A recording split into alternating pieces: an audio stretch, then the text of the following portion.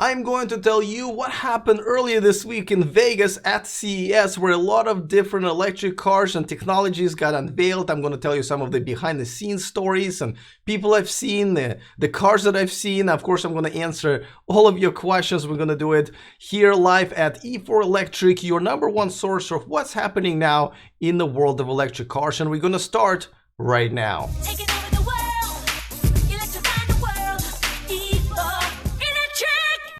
All right, I am back from Vegas. As you know, I spent there quite a long time. Most of the CES is over now, but the memories are not. We're going to talk about Fisker. We're going to talk about Byton, Workhorse, Kia. So many different stories coming out of this amazing show. And I know I've been streaming from the floor, so you can see those videos already on my channel here. Yesterday, I published my interview with Henrik Fisker. Let me... This is me and him. This is me interviewing him. It was a great interview, guys. I mean, I have to say, he was probably one of the more honest people who I talked to. I talked to a lot of executives and reps and salespeople, and you know, I didn't feel like I always got the honest answer, but this guy answered some of my tough questions, you know, including why the price is kind of high, who are you targeting with that price, and most importantly, I asked him, hey, you know, how's this different next time? You know, you didn't do very well with your first one, and why do you think it's different this time around? And I have to say that his answers were right on point. I wasn't expecting. You know, I didn't know what he was going to say. I was really actually impressed by what he had to say. I also see a lot of people coming into the chat room right now. Craig from St. Louis, Anton from Sweden, Tony as always in Minneapolis, Ali right here in San Jose, James in Toronto, Alex also in Germany, Mitchell, and so many others. Hi guys, how are you? I hope you are having a great Sunday. I am finally getting a little bit more sleep. My eyes are still a little bit red, but I'm just because I'm so excited. So yeah, I mean, definitely go ahead and ask me questions if there's anything particular you want to know. The link to my Henrik Fisker interview is in the description of this video, of course. And here's him and me posing with a gift. He was like, hey, I have a gift for you after the interview. I was like, well, what? So he gave me this early sketch of the Fisker emotion. I have it right here, actually. You know, and he signed it. We took a picture. It was really nice guy, and really down to earth. I seen him at the booth literally for like every time I showed up at the booth, he was there answering questions, talking to the reporters. It was refreshing to see. It looks like he just wants to get the word out and really leave no secrets behind, and make sure that people know that he's working really hard on this company. And the car looks beautiful, you know. The car, I have to say, let me show you some of the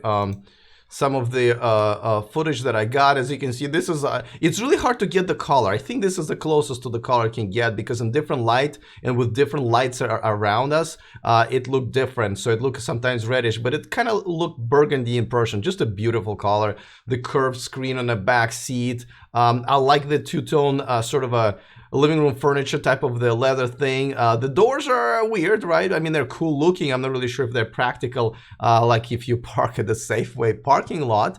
But overall, and a lot of people were there. It attracted a lot of attention. It was definitely an amazing sight. I really enjoyed just being there, you know, just a lot of people interested in the car and interested in talking to him. So let's see, this is my interview with him, and I hope you guys check it out. Let me know what you think. Someone's mentioning Model 3 in Palo Alto. I will get to it in a second, Mitchell. I already did a story about it, but it's definitely worth mentioning again. We're reviewing this week's news anyway. Vit says hi from of course, Czech Republic. Creator Generator from Calgary. Tony in the chat room says beautiful interior. I agree. Let me go back to the video again. I will have more pictures in the future, guys, of course, because I'm still going through all of my footage. There's just a lot. But I think it's a beautiful exterior too. I have to say they did a really good job on the exterior. I loved the Fisker Karma when it was there. I love the exterior, not the tech. But this one I really like. I mean, from all of the sides, it just looks, from all the angles, it looks so great. By the way, if you're enjoying this video on my channel overall, don't forget to click on the subscribe button so you don't miss anything moving forward, and most importantly, become a part of this amazing community. Look at the chat and everyone who is joining us today for this Sunday hangout, subscriber hangout. And by the way, also don't forget to click on this thumbs up if you're enjoying this video. Usually makes the video do much better. So with that out of the way, just like I said, you can see my Fisker video on the on my channel. It's actually a featured video on the channel, but somebody, I believe Mitchell, mentioned the whole mount Model 3 in Palo Alto in Los Angeles.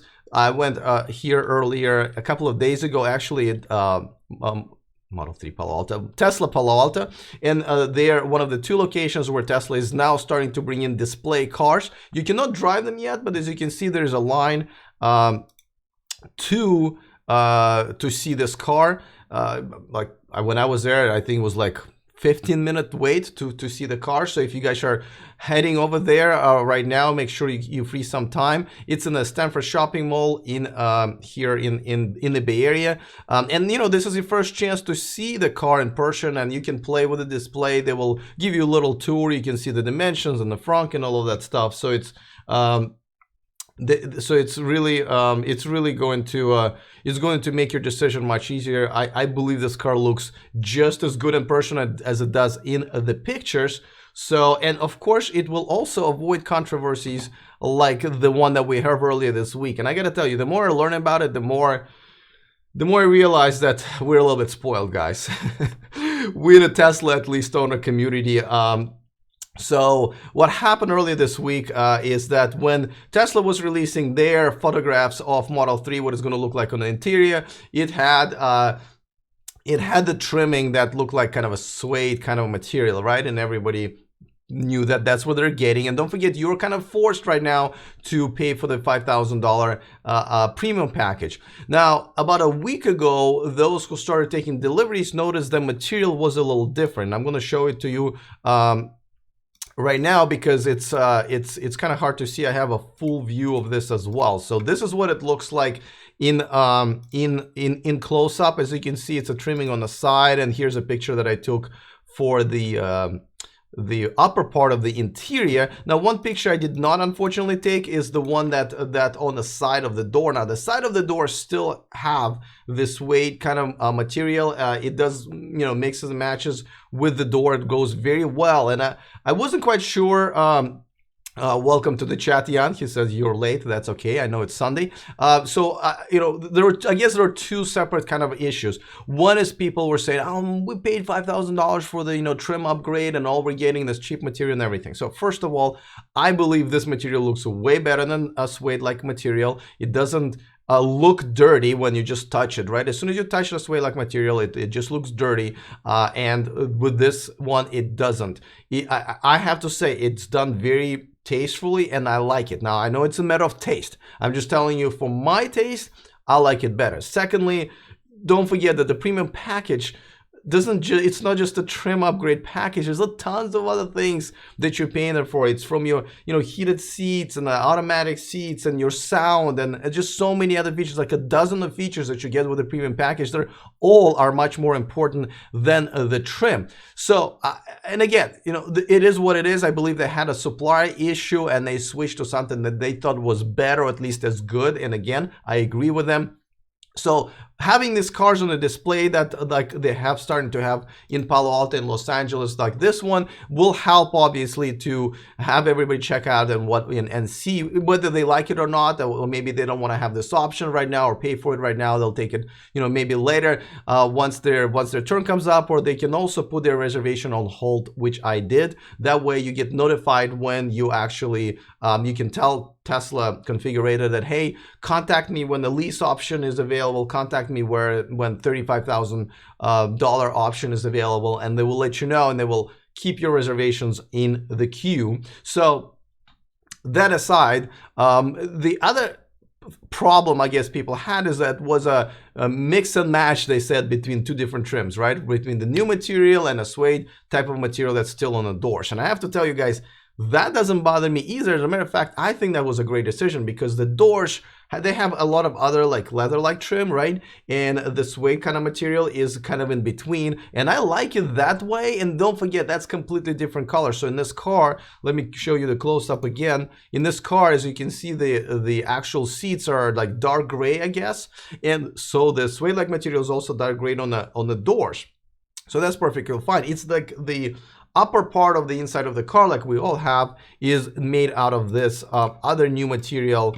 And actually, let me do this close up as well so you can see. So that's actually looks just fine. That's what it you know, it looks like in most cars, including, you know, high-end cars. So I really don't really know what to tell you. I'm not really sure why people are that upset.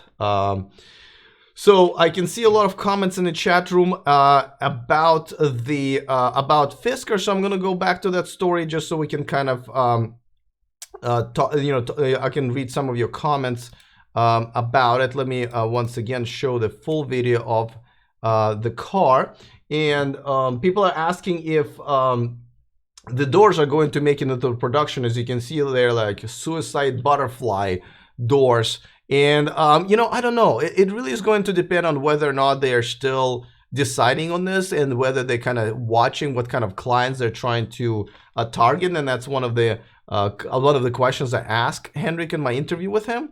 But at the same time, I also think that they that it is a big deal for those who are buying those cars because, you know, it's an exotic car. It's not I doubt a lot of times you'll go shopping in this car or, you know, be parked in a cramped parking lot at some shopping mall. I mean, I know it kind of can happen, but, you know, and nevertheless, it is not as likely. And exotic cars are, you know, people who buy exotic cars, which this one kind of is, right, just judging by the price, they know that there will be inconvenienced and it's not for everyday life. So I think those doors will stay. Maybe they will have one of the sets, you know, just go down, you know, close regularly, but I think it is a feature that a lot of people are attracted to. Tony in the chat room says, I love the red. Yes, you know, I really kind of struggle to get the camera color of the color of the car on camera because there were, first of all, that's one of those colors that kind of change tone, change brightness as you look at it from different angles. Also, as you can see, there's so many other different booths around us, and because of different lights in the screens, when they change color around us, it reflects in the car, and the car changes color. So as you can see in my video, sometimes it looks really red and cherry kind of red, and sometimes it looks kind of like, well, one of the first shots that you see here, like burgundy, right? So, but I love the color. I gotta tell you, it looked really, really good. But I also have a feeling it's gonna look great in like black and I'm not sure about silver, but definitely white. It's just a beautiful car. I absolutely love it. I really hope they take it to market. Obviously, Henrik knows how to take his cars to markets, right? I mean, he's done it before. Don't forget, he was one of the designers for BMW Z4, I believe. Might be messing that up, but so he has done cars before. He's done obviously Fisker Karma, so he's not one of those people who never done this before. I'm pretty confident he'll get it there. And you know, watch his interview on my channel. Just like I said, the link is in the description of this video because he answers those top questions that you guys see right here. In the chat room. Come to the Caribbean Jamaica. Great username. It says impossible to open those doors in a parking lot. Yes, yeah, on a crowded parking lot, right? But you're just gonna have to park on the top level when nobody wants to park in the scorching sun or snow, right? But just like I said, exotic cars, people know that it's not going to be easy to take them around sometimes. Frosty Flake, the regular in the chat room, thanks for joining us again. He says, love the lock and interior of Fisker. Absolutely. I mean, it's really, it is a little bit of a masterpiece, you know. Now, don't forget the range is 400 miles, which is all impressive, but I believe the battery is like 145 kilowatt hour battery. That's probably why the price is higher. Now, a lot of people think that this car has a solid state battery. That's not true. This one still has lithium ion batteries. Now, the reason you're even thinking about solid state, you know, I know I did a story earlier, well, a couple of months actually ago. One of my most watched videos was about that Fisker has patented a new technology of solid state batteries, and I talked to Henrik Fisker about it also in my interview. But this is they just patented, they're just still developing it. They had some of those kind of pieces of what the battery looks like, just little tiny samples on a display there. Somehow I didn't take a picture of it, or I can't find it at least at this point. So don't forget, this is something that they're just developing. This car, lithium-ion batteries. And by the way, a lot of people were saying how it's impossible to charge your car for like 500-mile range with a regular power cord, because it's just going to melt the whole place down. I asked Henrik about that as well, and he actually had a pretty good, you know, physics type of a, you know, answer. I guess it is possible. This is the way the solid state batteries work. Oh, by the way, I should probably mention, so Fisker did not have, and this is, I have to say, this is a little odd. Cars that had their own unveilings, like Kia and Hyundai and Byton, they all had this big presentation, you know, it was during the media days, so it was 2 days prior to the actual show where consumers and regular exhibitors, you know, exhibition would took place. So they would, you know, get these big halls, and actually I'm going to show you right now. So this, I'll show you the one from Byton. I have it somewhere in the queue here, so I'm going to show it to you. So there, so this is Byton's presentation. You know, it's a really big deal. They're kind of presenting the car, they're rolling it out. There's a lot of people in the audience and reporters and so forth. Kia did that as well, so I'll show you the one for Kia. Though, see how many people are there? No, weirdly, Kia did not have a car on stage. We'll talk about it in a second. But Fisker, Fisker did not really have an unveiling. As a matter of fact, they didn't do anything during the media days. They just basically started exhibiting their car and the first day, so that was kind of the unveiling. Now, they did not have their own booth. As a matter of fact, if you guys remember, I did a couple of stories where I thought maybe they are delaying their unveiling because I didn't see them on the list of exhibitors. And as a matter of fact, a lot of people, even some of people who I met from the media, were asking me, hey, where do I find Fisker here? Because I don't see them on the list of exhibitors. Well, Fisker did not have their own booth there. They were at the booth of Quant Energy, and I also interview their CEO on my piece that's on my channel right now. But that's the company that makes their LiDAR, and LiDAR is extremely important. And I think this is something I'm going to talk in a second, why LiDARs are important. And I mean, I just literally just recently even learned how to pronounce LiDAR, and I'm still sure I'm not doing the best job. But so the company that made LiDAR had their own booth about their technology, and that's where Fisker hosted their eMotion, which was really the main point of the whole booth. So that was a little weird, I have to say. I mean, I don't know if that was too much money, but I don't know. So that's how they had it all set up. And so yeah, let's talk. Well, let me just read some of your comments. Come to the Caribbean, Jamaica says, not a family car. It is not. A lot of times, as you can see, the back seat is really for someone who has a chauffeur, right? Let's be honest, because that's just what probably the type of customers this car will attract with their price tag. Ben says, are you making any more videos for the Kia and others? Yes, so I'm going to be making, I have 8 videos for you guys that I'm going to make separately that are not going to be live videos. They're going to be like my Fisker videos. So tonight I will try to release my Byton unveiling because there's a lot of footage, but that was second most exciting one. And then I will do every other day or every 3 days or so. There's Kia, there is Hyundai, there is Workhorse, there is Genovation GXC, the supercar that was made out of a Corvette. I also have an interview with Nikki of Transport Evolved, and I think I may be missing 1 or 2. So yeah, I'll have tons of videos that you guys are going to be enjoying for the next probably 2 weeks as I'm releasing them. So trust me, guys, I have tons of stuff that I'm going to show you over the period of the next 2 weeks from CES.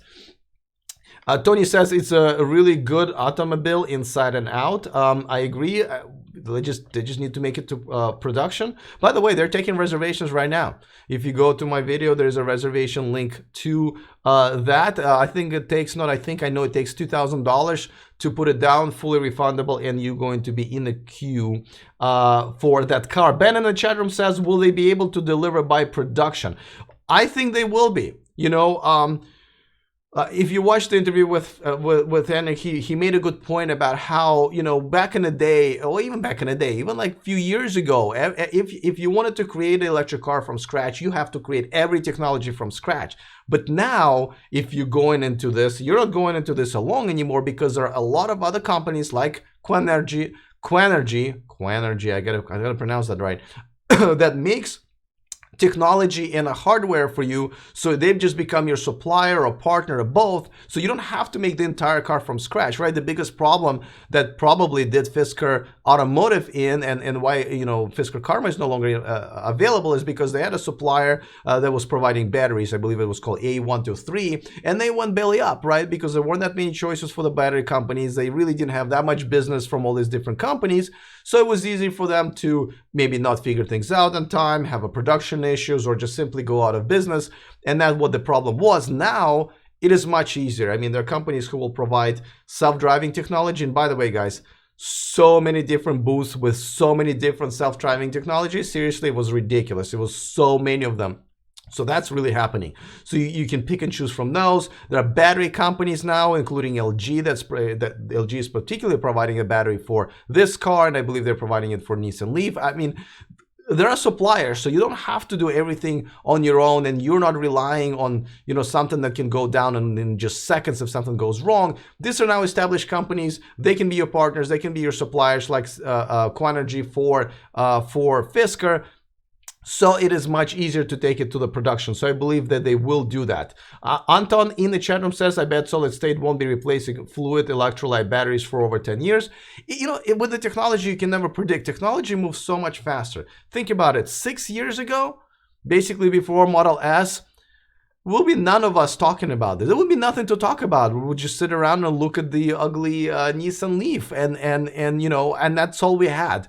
Look how far we've come in this 6 years. I mean, the technology, I got to tell you, the technology that they're coming up now that I've seen on at CES is amazing. I'll just give you one, right? Okay, so for example, you know, the electric cars being quiet, when they see a pedestrian, they will stop automatically. But only that, everything goes towards the connectivity right now. That's the whole point of what everyone's trying to accomplish. And this is, I interviewed this executive vice president of Kia, and he was the one who kind of wrapped it all up and explained this to me. They want everything to be connected, right? So you want to communicate, not just bring your own life in your car and then continue on living it once you leave the car, but you also want to communicate with everything around it, including other cars, buildings, signs, and also pedestrians. So one of the technologies I've seen there is that when a car stops for a pedestrian, it will project an image on the pavement for the pedestrian, sort of with a go sign, so that pedestrian will know that this car saw him or her, stopped, and now saying, listen, you go ahead and go, and you can clearly see it on the pavement.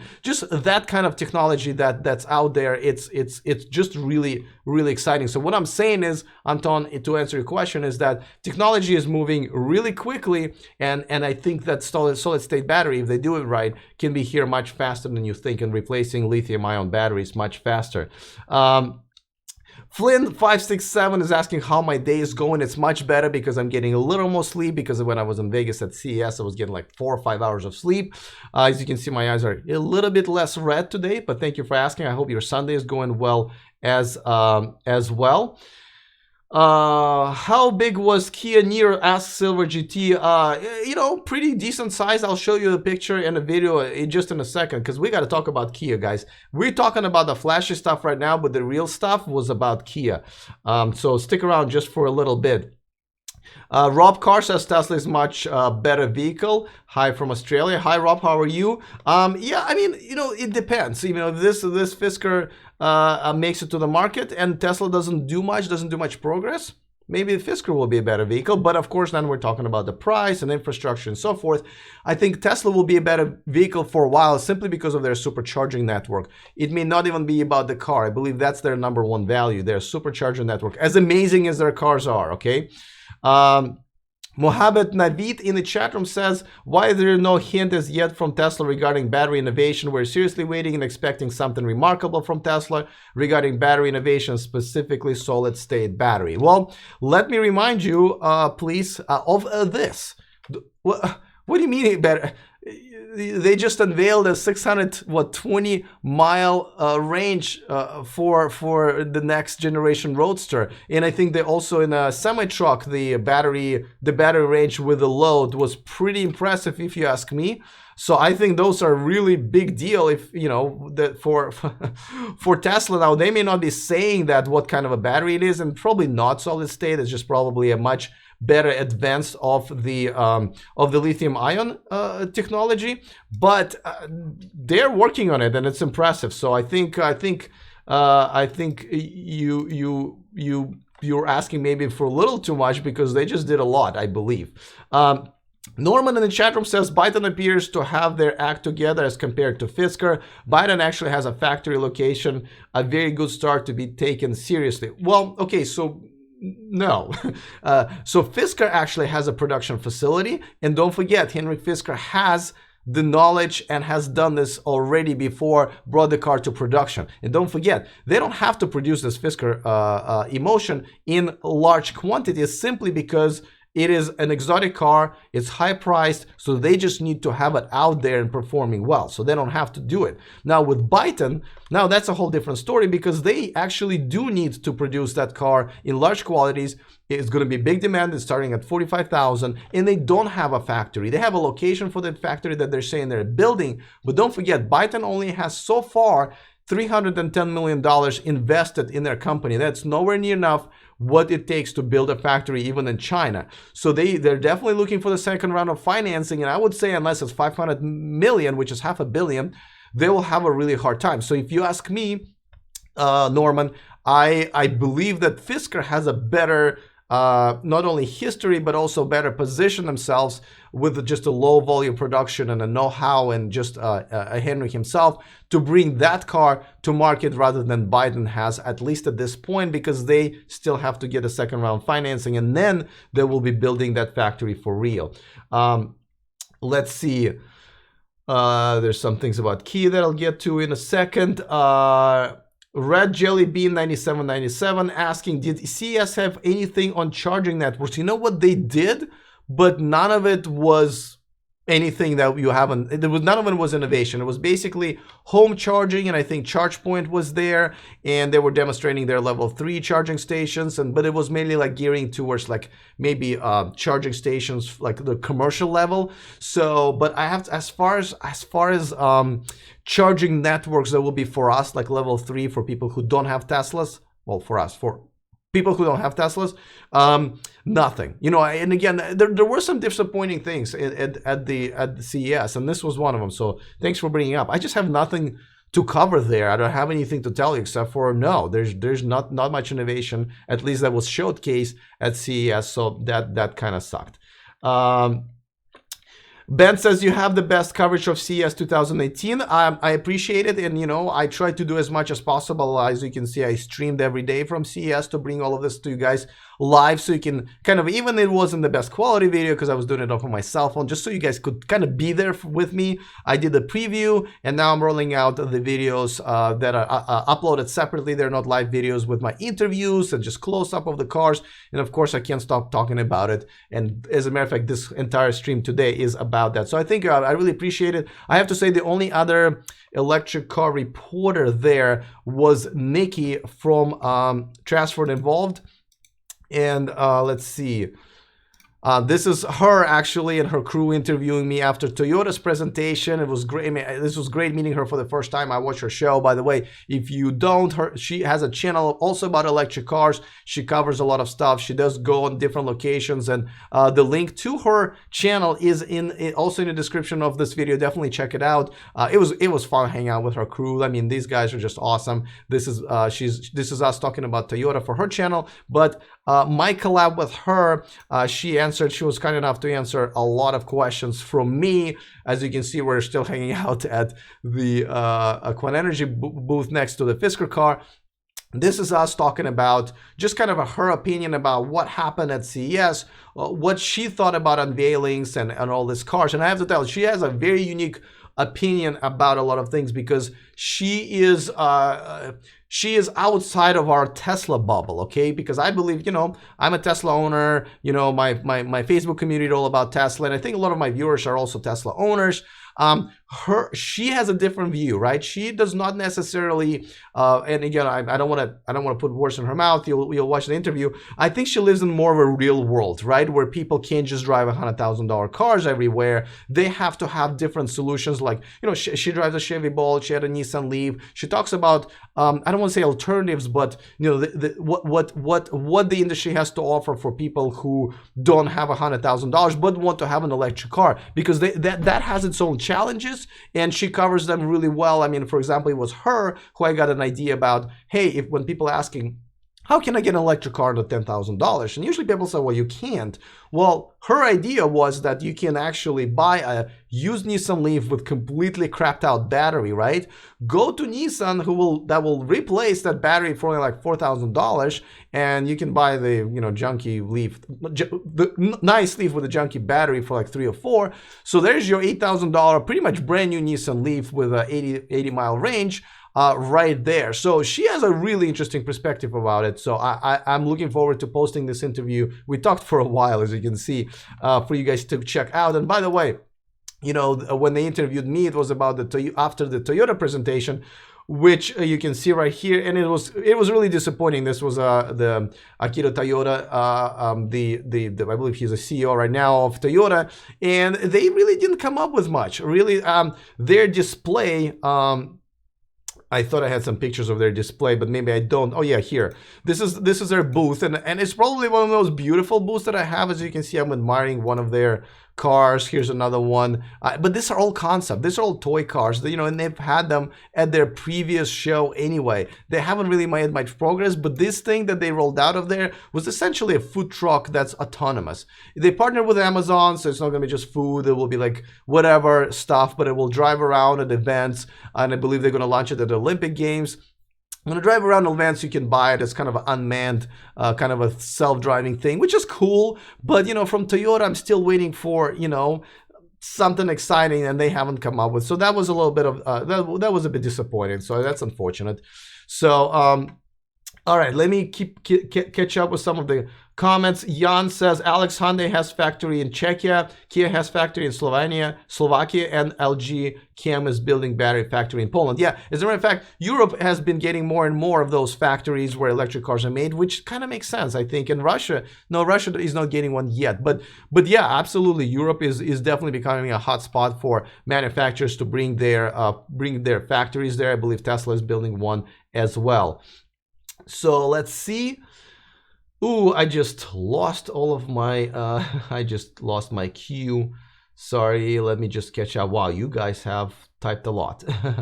Ben says, who had the best autonomous tech? That was really hard to tell, because I believe right now Waymo has the best tech, because simply they are already providing service for their customer in a small area, but nevertheless, I believe it's in Arizona, so they literally have nobody in their vans and nobody in that driver's seat. There's still an employee there, and they're driving people around. I just did a story about Cruise AV. That's basically essentially a Chevy Bolt with a cruise automation technology in there, and it's missing the wheel. It doesn't have a wheel. I'm sorry I didn't keep the picture of that.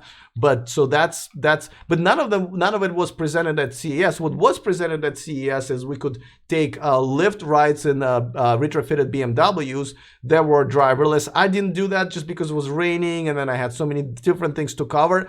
And as a matter of fact, it looks like, from talking to all of these executives that understand and know their own vision for their companies, they believe that the autonomous driving right now is not going to be really targeting you and me, the drivers. What it's going to be targeting is more of a commercial type of businesses like Uber and Lyft, and what Toyota was doing also with just kind of autonomous vehicles that will sell you stuff. So they're really targeting the industry that will be providing the rides for us, rather than making our cars driverless. And that's what another thing that I kind of realized that I was there, that's the direction they're taking it. The driverless technology really is going to be commercialized first in terms of providing services for us rather than making this technology available for us. So it was really hard to tell which technology was best. But by the way, you know, you come to their booth, they have their demo that, you know, whether rigged or not, I don't know, they put you in a virtual reality thing and then you experience it, but you really don't know which one is the best because you're not on the road, right? So I can't really answer that question. I can only tell you what's right now out there, and it's, you know, GM and Waymo are probably ahead of the pack right now. So so hopefully I answered that question. Let's see. Come to the Camille in Jamaica says Tesla will have full control of the battery market when they complete the Gigafactory. Well, they'll have a, well, I wouldn't say that, because I mean, don't forget, companies like LG and a lot of other, you know, I think BMW, Mercedes is building their own battery factory here in the United States. So I'm not really sure if we can give Tesla the trophy just yet, and we'll see what happens with solid state battery, right? That's a whole new game that needs to be started on every company that has to create batteries. So we don't know where Tesla is at with that, but they'll definitely be ahead of time, you know, and ahead of the game as they've been. But I don't think that they're as ahead as we might think. They're not the only kid on the block anymore in almost every single technology, except for the supercharger network. That is still, they're still the king by far. Gary in New York says Tesla seems to keep their research and development in the dark, which actually is not that bad of an idea. I mean, you know, that they don't want other people to know, especially competitors, what they're doing right now, or be working on something, have it leaked, us thinking that is going to happen, and then, you know, something goes wrong, and then we're going to disappoint it. It's probably the best if they keep it in the dark for their sake, right? Let's see, Norman Robinson in the chat room says, NVIDIA has a 2-chip level 5 motherboard that is only 30 watts. I'm glad you brought it up. And this is something that I wanted to talk about it later, but I'm going to talk about it right now because I went to NVIDIA presentation. It was one of the best presentations. I think their CEO, Jensen, was the only guy who did not read the teleprompter. He was actually for 2 hours kind of doing his own thing, and he was genuine, he was funny, and I really enjoyed that presentation. This is me and him taking a picture. He was very nice. Don't forget, I had one of these. I had a media pass, so a lot of doors open when you have that, and obviously all the media events, so you get to meet a lot of these awesome people. So his presentation was about, a lot of it was, you're right, about autonomous driving. And they came up with two things. One, they came up with a motherboard, but also they came up with a self-driving chip, right? And this is what Tesla is working on right now as well, but it's the chip specifically designed for the technologies that are going to be controlling the autonomous driving. And because, you know, it's different, right? What the biggest challenge with this whole self-driving technology as far as the chips are concerned is that there's a lot of information coming at you from lidars and cameras, and you have tiny little millisecond to process it all before the car needs to make a decision, right? Because the decision, so processing power of visual images and 3D images is extremely important. And what the technology, the chips that they have right now is just not doing 100% good of a job. So that's why NVIDIA and Tesla and other companies are working, and NVIDIA now has, they demonstrated it to us,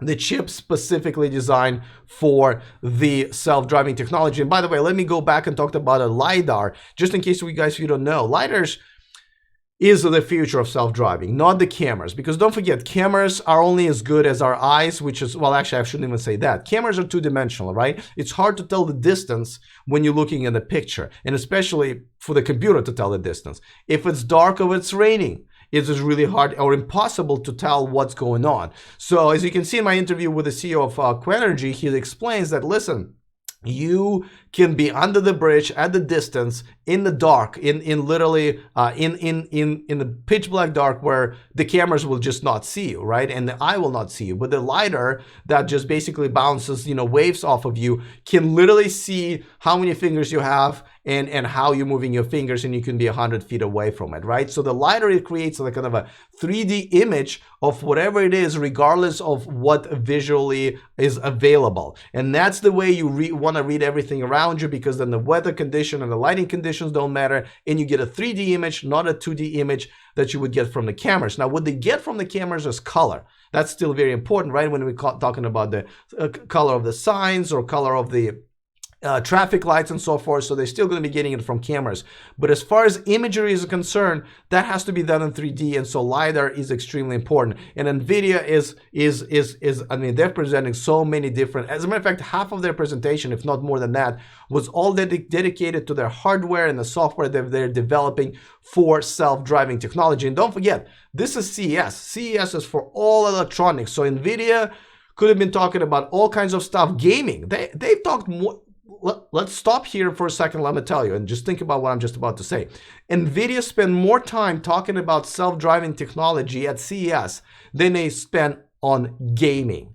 Don't forget, NVIDIA is by far the biggest leader as far as providing the chip technology for gaming and video cards and so forth, and now crypto in this currency as well.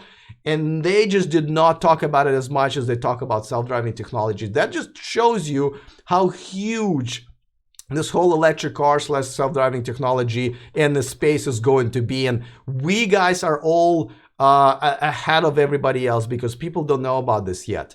I know it's not like it's a secret. We're not keeping a secret. We're not holding secret meetings, you know, in the basement of 7-Eleven or anything like that, right?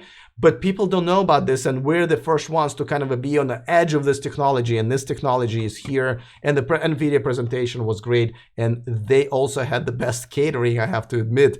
The best food I had in Las Vegas was at NVIDIA catering event after their presentation. So they definitely impressed me with their food as well as their autonomous driving chips. Gary in New York says, in order to stay competitive, you know Tesla is developing new battery tech. Absolutely agree. Norman says, wow, this is going to happen by 2022 for sure. Yeah, a lot of things will happen by 2022 for sure, but also a lot of things will happen in just by 2020. So we're talking about just a couple of years from now. So I'm really excited about that for sure. Dan K in the chat room says, do you think the Model X S and 3 will be able to have a 1,000-kilometer range eventually? I think so. I mean, they're getting there. I'm just not really sure what happens after that, right? Do we really need to keep going with the range because there's only so many miles you can really drive in one day? But yeah, I think we'll keep going, and they'll reach it. I believe 1,000 kilometers is what, 600 miles. You know, the Roadster already should have that for sure, but the other cars will follow. Yeah, I believe so. I mean, I'm just guessing, but this is reasonable to assume. DRK in the chat room says, no matter how it ends, nothing will be the same after this year. Absolutely agree. I think this year is definitely coming out party for electric cars because there's so many of them are coming out now. It's not just about Tesla. It's also about electric car, autonomous driving technology, and people are just finding out more and more about it. So that's definitely exciting. Come to the Caribbean, Jamaica, says GM, Ford, Volkswagen, and all other manufacturers will not come out and say it, but they know it. Absolutely agree. Gregory says, whatever happened to that double live battery Tesla talked about a while back? You know, I missed that. So if you don't mind, maybe email me, alex@e4electric.com, and maybe send me that article just so I can get a little bit more educated on that. Anton in the chat room says, Alex, absolutely, thanks for your answer. You're welcome. I love talking to you guys in the chat room. This is really just my most favorite part of the day, I'm telling you guys. Truth is that I simply don't understand the physics behind it. The electrocytes won't move when the touch surface is spun. It promised too much to pass up through. Well, okay, so watch my interview with my interview with Fisker CEO.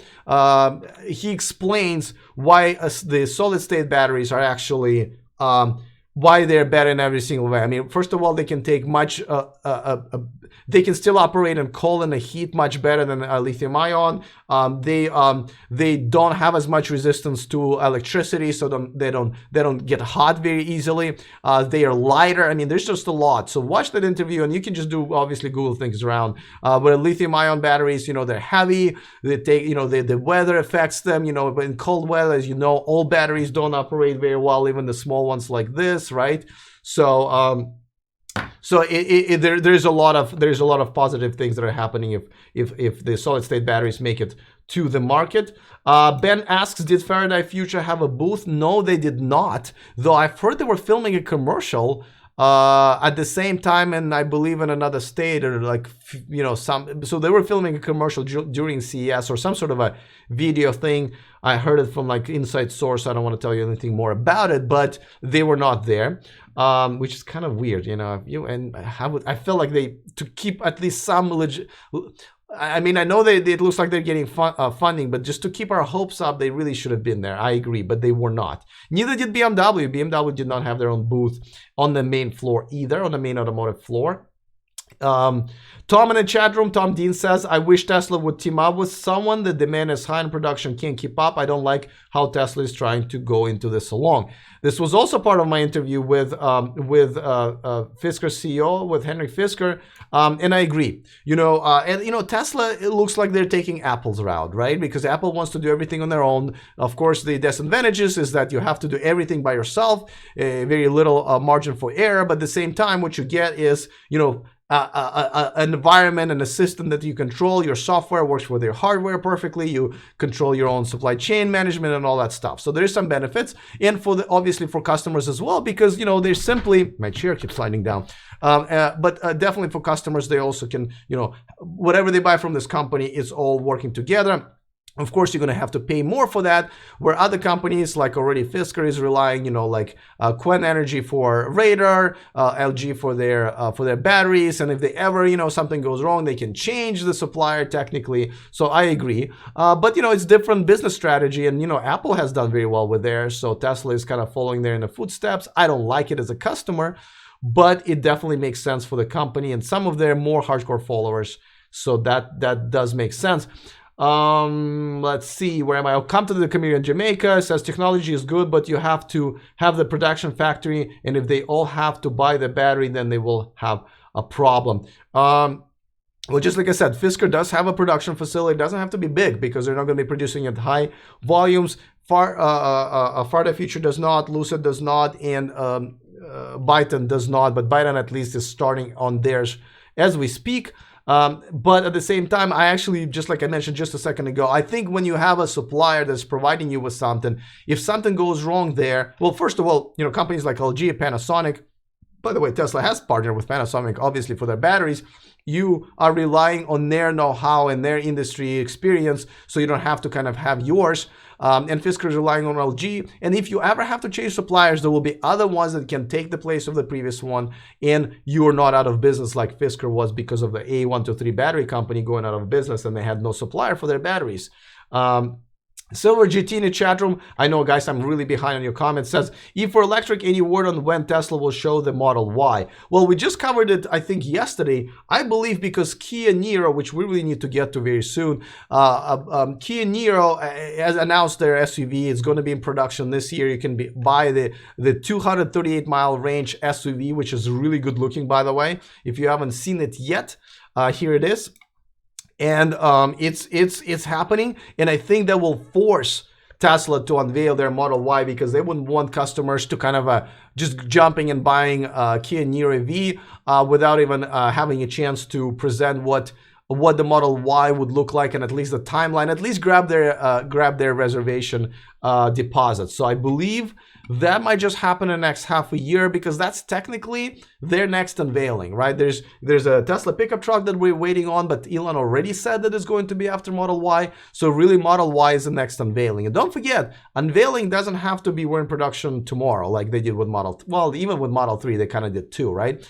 So they can just unveil what it looks like, and it doesn't even have to be functional. So I think they might just do that. I would expect them to do something very soon. Gesdorfik Muncher says, a great username, this gas car driver's getting a break with cheap gas. Yeah, but it's still not as cheap as electricity in most of the cases, especially if you have your own solar power and solar power battery for your home. Come to the Caribbean. Jamaica says, this is why China will let Tesla build a factory in China. This way they can buy batteries from them. I don't think Tesla factory in China, I don't believe it's a battery factory. I believe it's a production line. And secondly, Tesla will not be selling their batteries to anybody else, at least at this point. So that's that. Tom in the chat room says, I don't think Tesla is great. Mobile ICE technology is far exceeding Tesla Autopilot 2. You guys know, This is the biggest disappointment that I've had Tesla. And you know, I'm on my third one, and I have two right now that I own. This is my biggest disappointment with Tesla. I mean, their autopilot technology, for those of you guys who are not familiar, I'm just going to tell you really quickly. So right now, Tesla is on their Autopilot 2.5, which is their hardware, their software. The Autopilot 1.0, which I have, that was the hardware and the software from the company Mobileye that now is owned by Intel. And Tesla, till this day, is not able to catch up to the technology that Mobileye has in their Autopilot 1 software, and the Tesla cannot catch up. They've caught up with the hardware. They just haven't caught up with the software. As a matter of fact, this week and the last week, there was, they're rolling out the beta version of automatic rain sensing wipers. That hasn't even been developed until now, and it's still in beta, and they still have a, a bit of an issue there that people are complaining how the water gets inside of the car when the wipers go on when you open the door. But I have it in my AP1, so I'm not really sure why it's an issue with AP2 particular. So yeah, that's my biggest, I mean, if you've seen my E-words, and you can see it on my channel, the biggest disappointment of the year for me was the Tesla not being able to catch up with Autopilot 2 software to their Autopilot 1 based on Mobileye. So that's definitely a disappointment. Let's see. Come to the Caribbean, Jamaica says Panasonic LG battery today is very expensive, and Fisker, I'm assuming you meant, not Fisher, is buying from them. Group the market can only produce 500,000 batteries per year today. So when Tesla completes their factory, they might be expensive. We don't know what they're getting from LG, what kind of deal that Fisker is getting from LG. So we'll just have to see. But they are in partnership with a battery company, and I think that's a plus. Tony in the chat room says Toyota is still asleep at the wheel. Literally, it's funny that they're asleep with a wheel, and yet they don't have a self-driving technology at all, right? Something that would help them from crashing. Maybe they'll wake up soon. I hope so too. Toyota used to be a leader in technology as far as I'm concerned. I remember I had about, more than 10 years ago, I had a Lexus LS460L. And even then, 10 years ago, that car could park itself. Did you guys know that? 10-year-old Lexus LS460 was able to park itself, and I had it. And they literally just kind of, I don't know what happened, but they're just no longer on the cutting edge of the technology. It's very disappointing, unfortunately. I didn't even know why they bothered having their presentation at the CES, to be honest with you. I mean, they could have just been quiet and do really nothing, but they've decided that they're going to do it. And as you can see, food truck was the only thing that they kind of rolled out there. Come to the Caribbean, Jamaica says it's good to have a competition, but someone has to make the batteries. Ben says Toyota is behind an EV, even though they have the Prius. Well, you know what? Maybe Prius is their problem, right? It's being sold so well that they think, well, it's good enough. We don't need to make any adjustments. So yeah, it might just be their problem. Norma says, what's your real thoughts on the e-Palette? Listen, e-Palette is probably going to be a great product, right? We do need these. They can drive around malls or events and stuff and sell us stuff to us. It's going to be autonomous, so they can drive themselves from one location to another. But I'm not really sure if that's the cutting edge innovation I expect from technology, from Toyota's technology, especially when their CEO is making this big presentation at CES, right? I don't even think that they get it. I really don't think they even get it. Let's see, 85 watching right now, but only 25 likes. Come on, guys. I agree, guys. Anton, thank you for reminding me. If you guys don't mind, if you're enjoying my channel or the stream, please click on a thumbs up. It usually makes the video do much better. And also let me remind you that this stream and my channel is sponsored by Evanex, the aftermarket accessories for Tesla. And if you want your own discount code that they've provided just for my community, you can see that and use that code also in the description of this video. So thank you, Evanex. All right, guys, let me move on to Byton, because, I know I haven't caught up on the comments, so let me try to catch up on them really quick. And I keep running this this video, so let me just stop, and actually let me make sure that my thing doesn't crap out here. Boom. All right, let me just catch up, guys. Sorry, I'm gonna have to skip some of the things because I got so many other stories to get to. Tony says, I know some people like Chevy Bolt, but that thing is ugly. I'd never buy one. I agree. I love the tech is not bad in that car, but it is an ugly car as far as I'm concerned. But it is practical in big cities and in Europe because it's a hatchback, but it's compact, so you can park. I understand it's practical, but yeah, I agree. It's a bit fugly. Nigel in the chat room says autonomous driving for most years ahead. I would not pay extra for Tesla for extra autonomous ability. In my honest opinion, again, twice in a row, my man, you are here again. Welcome. One of the biggest participants in the comment section rarely agrees with me, but that's why I like him. The Russian EV users called Fusion. LOL says IMHO. Tom says that Tesla is ahead of electric vehicles and infrastructure, but they're not ahead of autonomous vehicles. I agree. Let's see. Okay, I'm catching up with that. Nigel says autonomous driving requires government law changes. That is true. So it's going to be very interesting how it's going to be handled in China. It's going to be handled in Europe, and then it's going to be handled in the United States. Those cars may just have 3 or 4 different versions for different parts of the world where they're going to be produced and are really used. Let's see. Tony also mentions that Tesla's been awfully quiet on their progress on their batteries. Anton says, rightfully so. He says multiple cameras are not two-dimensional. That's true, but they're not as they're definitely not 3D, right? Because when you have 2 or 3 cameras, sorry guys, I'm literally getting lightheaded. When you have 2 or 3 cameras, you can create a 3D image out of the 2D image, but it's still not going to give you a precise. You're basically going to have software guess it, right? And again, don't forget the lighting is also something you have to worry about. And if it's poor lighting, or if it's raining, or if it's fog, then you just can't get the 2D picture or 3D picture, no matter how many cameras you have. I hope you agree with that. But yeah, I stand corrected that you can sort of have a 3D picture created out of a few 2D cameras, but just like I said, nothing like 3D imaging from LiDAR. But I'm going to stand corrected on that. Thank you, Anton. Not much discussion on cybersecurity that has to be factored in going forward. Absolutely agree, because all of these cars can be hacked as they're connected to the outside world. You know, I think we won't even get to it until there will be like a major hacking. I'm not really sure what to hack right now except for taking control over the car, but I'm not really sure if people and I think people have already done that, just kind of an example, but I don't think anyone will actually do it because that would be looked at as a terror act.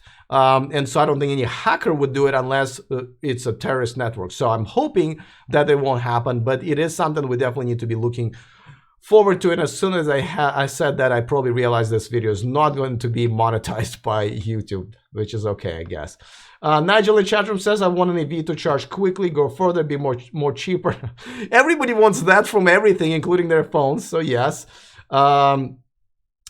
Let's see. All right, I'm not going to read the political statements. Let's see. Thank you. Come to the community of Jamaica for the compliment there. Solid state, the cat's pajamas, says Nigel. And I think I missed the joke there. Look what happened when Tesla hired someone else to assemble batteries, says Donald. Okay, that's a good point. They partnered with Panasonic to make the batteries, says Lawrence Allen in the chat room. How about that Apple minivan, Ben? Says, but I don't really like Apple in general, so I don't use their products. But yeah, that's what Toyota is really, I guess, doing. But they're partnering up with Amazon. Let's see. Nigel says batteries are difficult to do in-house, as Nissan have found out. I mean, I think anything is difficult to do in-house if that's not your main thing that you do, right? Were there any electric RVs at CES? Asked Norman. Also, do you need a traditional home with a level 5 RV? No, I didn't see any RVs at all there. And I think you can, I don't know if you can do level 5 at home, but I think it depends on your grid, and it depends on whether or not maybe if you have a solar panel structure and a battery, it depends on whether or not that can handle that. But yeah, that would be a tough one. But you know, the thing is, you don't need a level 5 charging at home. What do you need to charge fast for when you're asleep for 6 hours at least? So you don't need fast charging, really. The fast charging is like for travel and kind of commercial superchargers and charging stations and networks. So I think there is no need for level 5 to charge at home. Let's see. Nigel says, drive latest Toyota CHV Washington machine under the bone. Maybe it's a response to something else. Alex Z says, sorry, forgot to like the video, too busy listening to you. I'm sorry I mesmerized you, Alex, but come on, man. I got those. I need those thumbs, guys. Please click on those thumbs up. I really appreciate it. Patreon, yes, says Tony. Guys, I'm sorry if I am a little behind. I will be posting more videos on Patreon. I was just been swamped between my trip to Mexico and my trip to Vegas to do CES. But if you want to support the show and see some behind the scene footage, and a lot of these interviews I'm going to be just putting in a full length on Patreon, some of the behind the scene footage, please join me on Patreon. Thank you for your contribution. The link is down below in the description of this video. All right, guys, I'm going to move on to Byton. And this is very important. Okay, so this is, by the way, this is, let me actually start with their presentation video rather than with their, with this video. Okay, so if you don't know yet, you probably never heard of this company called Byton. It stands for Bytes on Wheels. So they are based in China, and they have a headquarters in Europe and headquarters here, literally 3 miles away from me in Santa Clara. They've been founded in 2016. They have some executives from BMW and Tesla. They have some really good and major investors. They raised about $310 million right now, and they've unveiled their new car, which they didn't bother coming up with a name for, but I would say is one of the most impressive things that I've seen at CES. The car is a 2-door crossover SUV. It has, I believe, level 3 and then up to level 4 upgradable autonomous driving features. It has a humongous screen. Like the entire dashboard becomes a humongous screen. Moving Frag, thank you so much for, I don't know if these are rubles, 600 rubles. Here's some hard currency for you. One more way to support the channel. Thank you so much for the super chat. I really appreciate it. You know, it looks like people either supporting me here on super chat or the Patreon page, or people like Tony, both. I really appreciated you guys. Just so you know, like for example, my trip to Vegas because the hotels were expensive, the plane tickets and so forth, with meals and everything. That alone, just to bring you this videos, $3,000 right there, you know.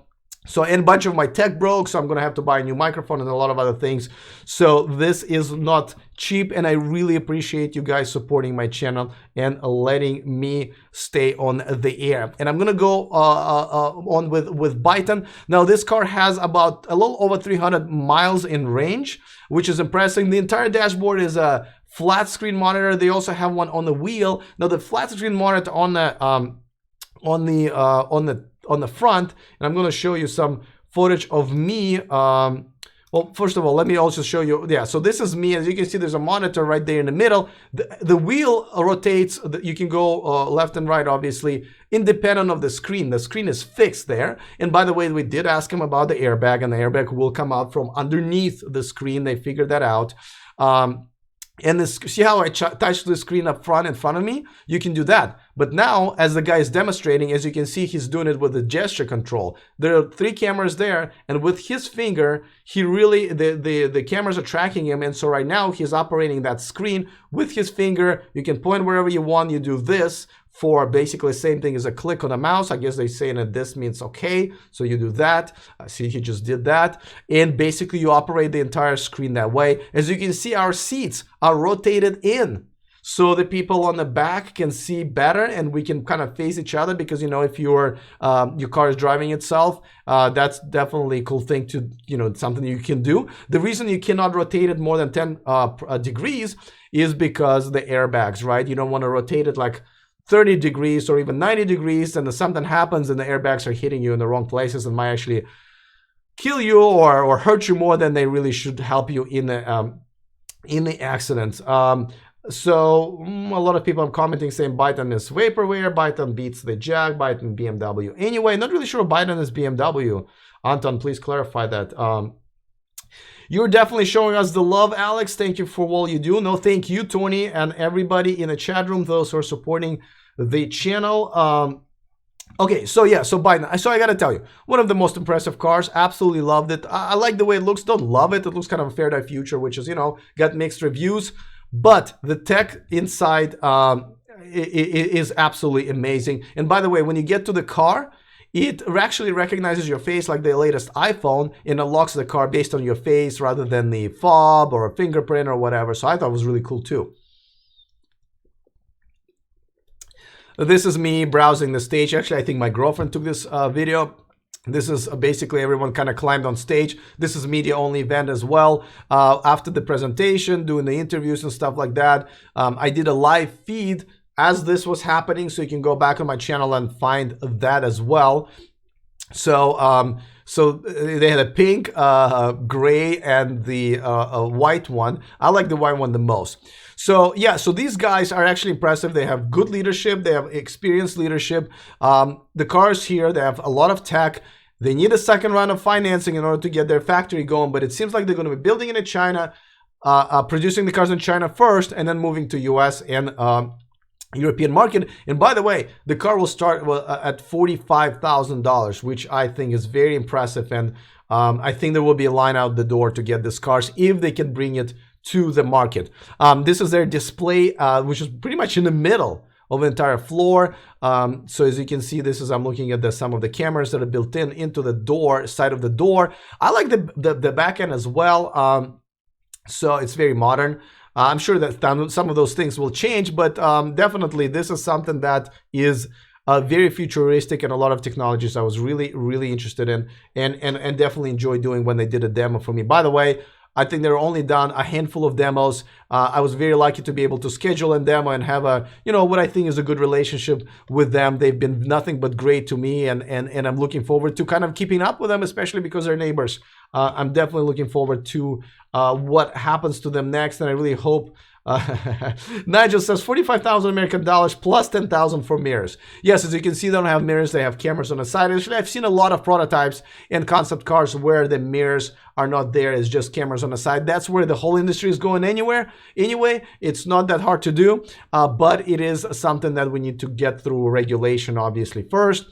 They actually have a few cameras around, and on the front screen, because it's so big, you kind of see almost like a 180-degree look of around your camera right on your screen. It's really cool. And you know, there are monitors on the back. I don't know if you guys seen it in another video. I'll definitely show it. There are monitors on the back for people to see. There are places for the phones, for your phones to go into this little slots in the door where you can operate it. You can operate the car from your phone even.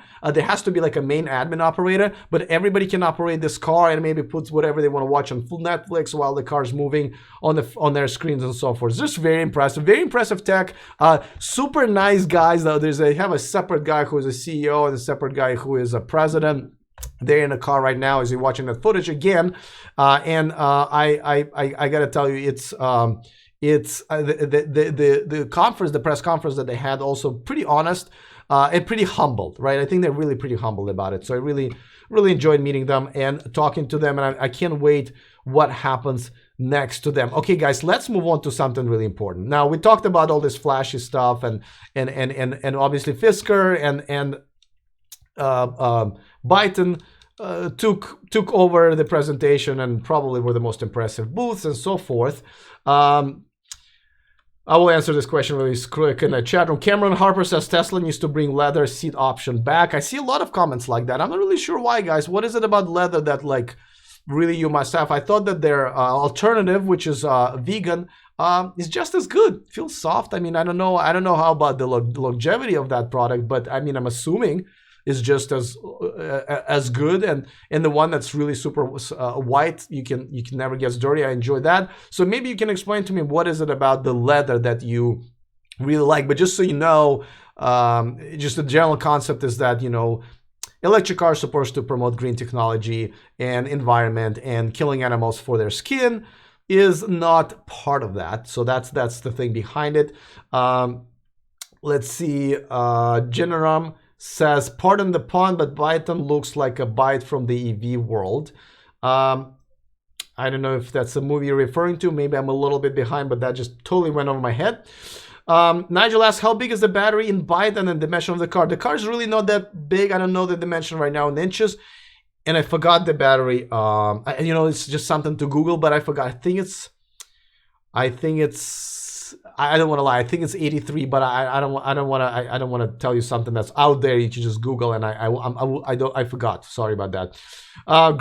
Craig in Longo in the chat room says, what do you suspect when non-Tesla owners can start to order their Model 3s? I think that might just happen very soon, guys. I think that might happen in the next a month or so, especially for those in California and East and West Coast in the United States. Let's see. All right, let me move on to Kia. Guys, pay attention to this one. This is the most. I know Fisker, and I know that Byton made the biggest splashes. They're very impressive cars. They are. But the biggest splash, I believe, and the biggest realistic splash was made by this car, Kia Niro EV. First of all, I think it looks pretty cool. Let me show you a video of what it is. Kind of a short video. I'm gonna have a separate video, by the way, on all of these topics we're talking about. Just completely separate video with interviews, with close-ups. So you guys will definitely see that as I post it on my channel. So if you haven't subscribed, please go ahead and click on the subscribe button and the bell notification icon so you don't miss those videos moving forward. All right. Somehow I can't find my. Okay, there you go. All right. So Kia Niro EV. First of all, 238 mile range. Okay, so boom, all of a sudden they're there in the mix with everybody else. Chevy Bolt, Nissan Leaf, Tesla, they're there with it. Now, granted, they don't have the supercharger network, but that's a problem with all of the manufacturers.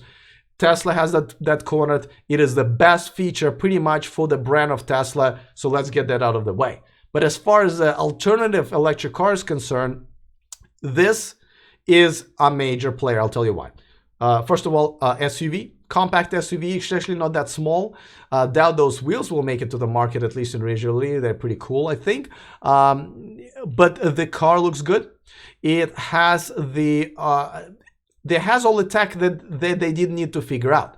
Kia Niro exists right now in the hybrid version, so they got everything already figured out. They've made the look a little slicker because it doesn't need to have a grille and all that stuff, but they've been making this car already, so they know what the powertrain is. They know how to service it. They obviously have enough service locations and all of that stuff. They figure out the interior and the tech inside.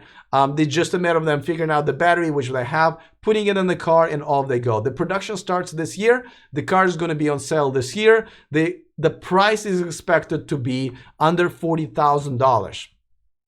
SUV under $40,000 with 238 mile range from a manufacturer that has plenty of service centers and money to back this whole thing up. I think this is I don't want to say game changer, but I think this is a major player. I think that's what's going to force Tesla to announce their Model Y, or at least do a preview much faster. And I think this car might just outsell Nissan Leaf, Chevy Bolt, and maybe the RSA Model 3, just because they're just not going to make maybe as many of them as Kia can make of these cars. And again, don't forget, the only SUV on the market that's going to be in the very near future, just maybe in the 6 to 9 months, that people can buy and drive. And I think this is a big deal. Let me know in the chat room or in the comment section if you're watching this in the replay, if you agree. But I gotta tell you guys, my big takeaway from this whole thing is that Kia Niro EV is going to be the biggest splash of the year as far as sales are concerned.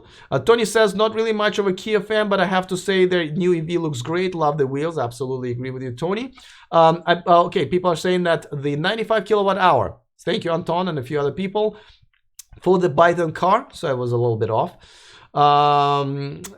Let's see. How can they have a $45,000 car with a 95 kilowatt battery? Does not add up, Nigel. Yes, it does not add up right now, but when they go into production, it might. And don't forget their factories in China also, so that's takes a lot of cost out. No one will compare to Tesla supercharger network for at least 10 years, says Cameron. When do you think we will finally see the other companies build out a similar charger network? Disagree. Agree with you that there is absolutely no comparison right now for the so I'm going to show you a little bit of video from the unveiling event of Kia Niro, which didn't have the Kia Niro EV on stage, which was really weird because all the other companies did it, they didn't do it. So enjoy. While we're talking about the Tesla supercharging network, absolutely that is #1 feature of Tesla. I believe right now it's going to be really hard to compete. But don't forget, all these other companies have a lot of money and they can build stuff really quickly. I don't know why they haven't, but now I believe Ioniq is the company that's a partnership between BMW, I think like Porsche, Volkswagen, a few other companies in Europe, and they are building fast charging networks. They're building, I think they're targeting 200 by the end of this year.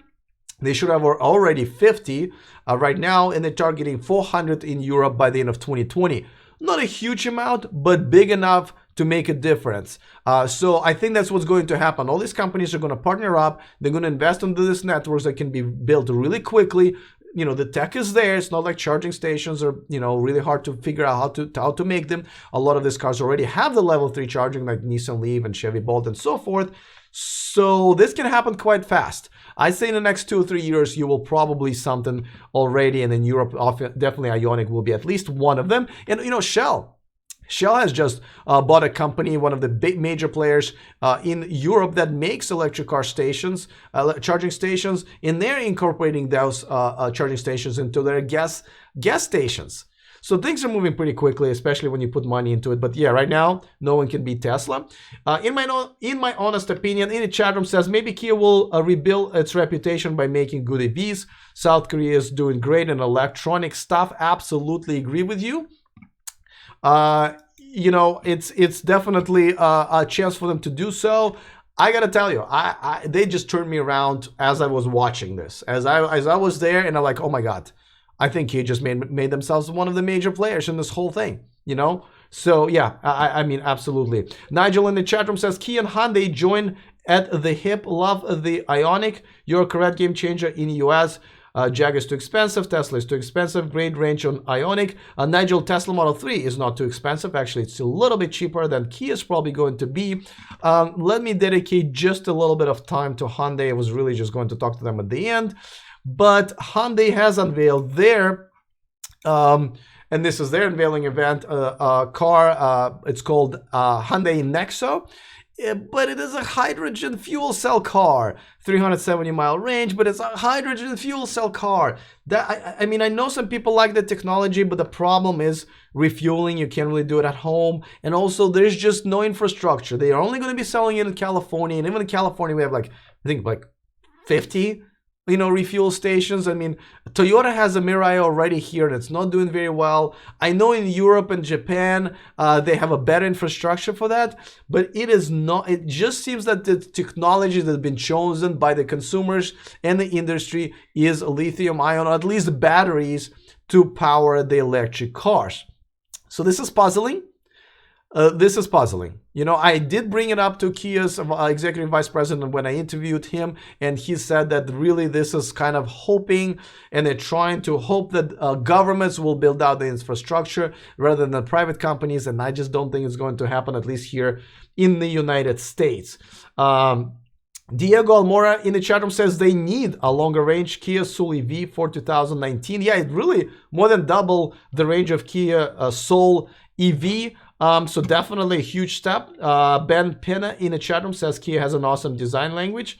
I don't know what you mean by language, actually, but they have an awesome design. I agree with that. Cameron Harper says, what do you think of the Porsche Mission E? Thoughts? Well, Porsche Mission E is definitely, so they're going to be available at the end of the year or maybe the beginning of the next year. And they're definitely going to compete with Tesla Model S, probably successfully so, because it is a Porsche. This is their concept car. It's not going to look like that. It's going to look more like Panamera, actually, from what we've been seeing from the spy shots. It's going to have a decent range, I believe, over 310 miles. And they actually lowered their starting price. We expected it to be like around 90, but now it's going to be probably 75 to 79. So it's definitely going to compete with Tesla. And again, they have their own following. It's just a matter of them making them. And within a year, it looks like they're going to be here. I'm not a Porsche fan, I have to say. I got to see this car in and out to make a decision, but I like the way Panamera looks. I hope they upgrade this 1000-button herpy thing that they got going all over the place on their dashboards, though I know some people like it. And yeah, but I mean, listen, it's as I've done the list of all the companies that are going to compete with Tesla this year, Porsche with their Mission E was definitely on that top 5 list. So yeah, they are definitely going to be part of the game. Let's see, hydrogen is a solution for gas retailers, says Ben in the chat room. Nigel says hydrogen. Ha ha ha ha ha. Here's the available. Here it's available in the sun. Okay. Craig says, will there be one universal charging system? Good question, right? I'm gonna say no, because we all know that this hasn't happened for cell phones, and it's much easier to figure that out. And yet, we haven't even had the same standard for charging system for charging plugs between the same company products like Apple and Samsung. So, and they're definitely not going to make a standard one for cell phones at this point. So I wouldn't expect it for cars either, again, unless the government regulation comes in and kind of forces it onto everybody. As you know, Tesla, when they make it in China, they now have 2 different actually plugs. The different I forgot the outlets, the 2 charge ports. Why did I not think of that? 2 different charge ports, one for Tesla one and one for the more common one that they have in China. So that's a different version that they have of Tesla Model S in China when they sell. Where do you start on hydrogen? Limited energy density, dangerous, more weight, and so forth. I agree with you, Nigel. I really think that it's a mistake to go hydrogen fuel cell, but we'll see what happens. Anton says it has happened to phones except for Apple. Well, as soon as they say except for the major manufacturer that makes phones, that obviously it hasn't happened. And Apple had to change their connector, as you remember, when they came out one of the later versions. As a matter of fact, my phone also, I used to have, well, not right, the current one, I used to have a Galaxy, and I had to change that one as well.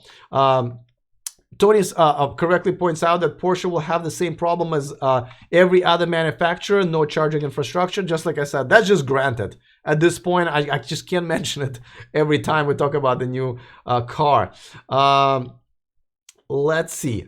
What is this? Is this my first spam of the... Okay. I guess you guys talking about between each other. All right. So let me move on. So guys, Kia Niro EV, game changer. Pay attention, and I think a lot of you will actually be on the market for one as it actually goes on the market. Let's move on to Mercedes-Benz. This is me reporting. They probably had one of the biggest and best looking booths. As you can see, there's like a movie theater behind there. They had 2 displays. One was for God, I'm literally, my brain is fried. I forgot the name of that concept. EQA concept and Project One concept there behind me. But there's a movie theater all the way in the back there. As you can see, the lights change from their projector. So one of the most impressive booths. They did not come up necessarily with an amazing technology that they brought in, but I love the name of their booth. It was called Mercedes-Benz User Experience. And I absolutely agree that cars are now moving from, hey, you know, let's roll up the engine, what's 0 to 60, you know, what it looks like. It really is becoming a user experience about, it's one of those things, what's inside that matters kind of a deal, you know? User experience becoming the #1 priority for those who buy and enjoy cars nowadays. And I think that trend will only grow. So I think that was very smart of and just kind of shows that Mercedes-Benz understands what the future is about, and they call their booth Mercedes-Benz User Experience. You can get into those cars. I believe Dan from What's Inside was able to drive this one. He also just put out a video today. Check it out. He drove a completely autonomous smart car from Mercedes, so that's a pretty cool video. Dan was actually the other guy who was checking out the Byton with me. I met them at the Tesla semi-truck unveiling event. We stayed in touch, and we also did a review of Byton together. A really cool guy. He's got a huge channel called What's Inside. If you somehow have not seen it, definitely check it out. But he posts his car stuff. He has a lot of access to those cars on his What's Inside family channel, which is his vlog. Also huge. So check it out. He was that in my video there. And let me show you some of the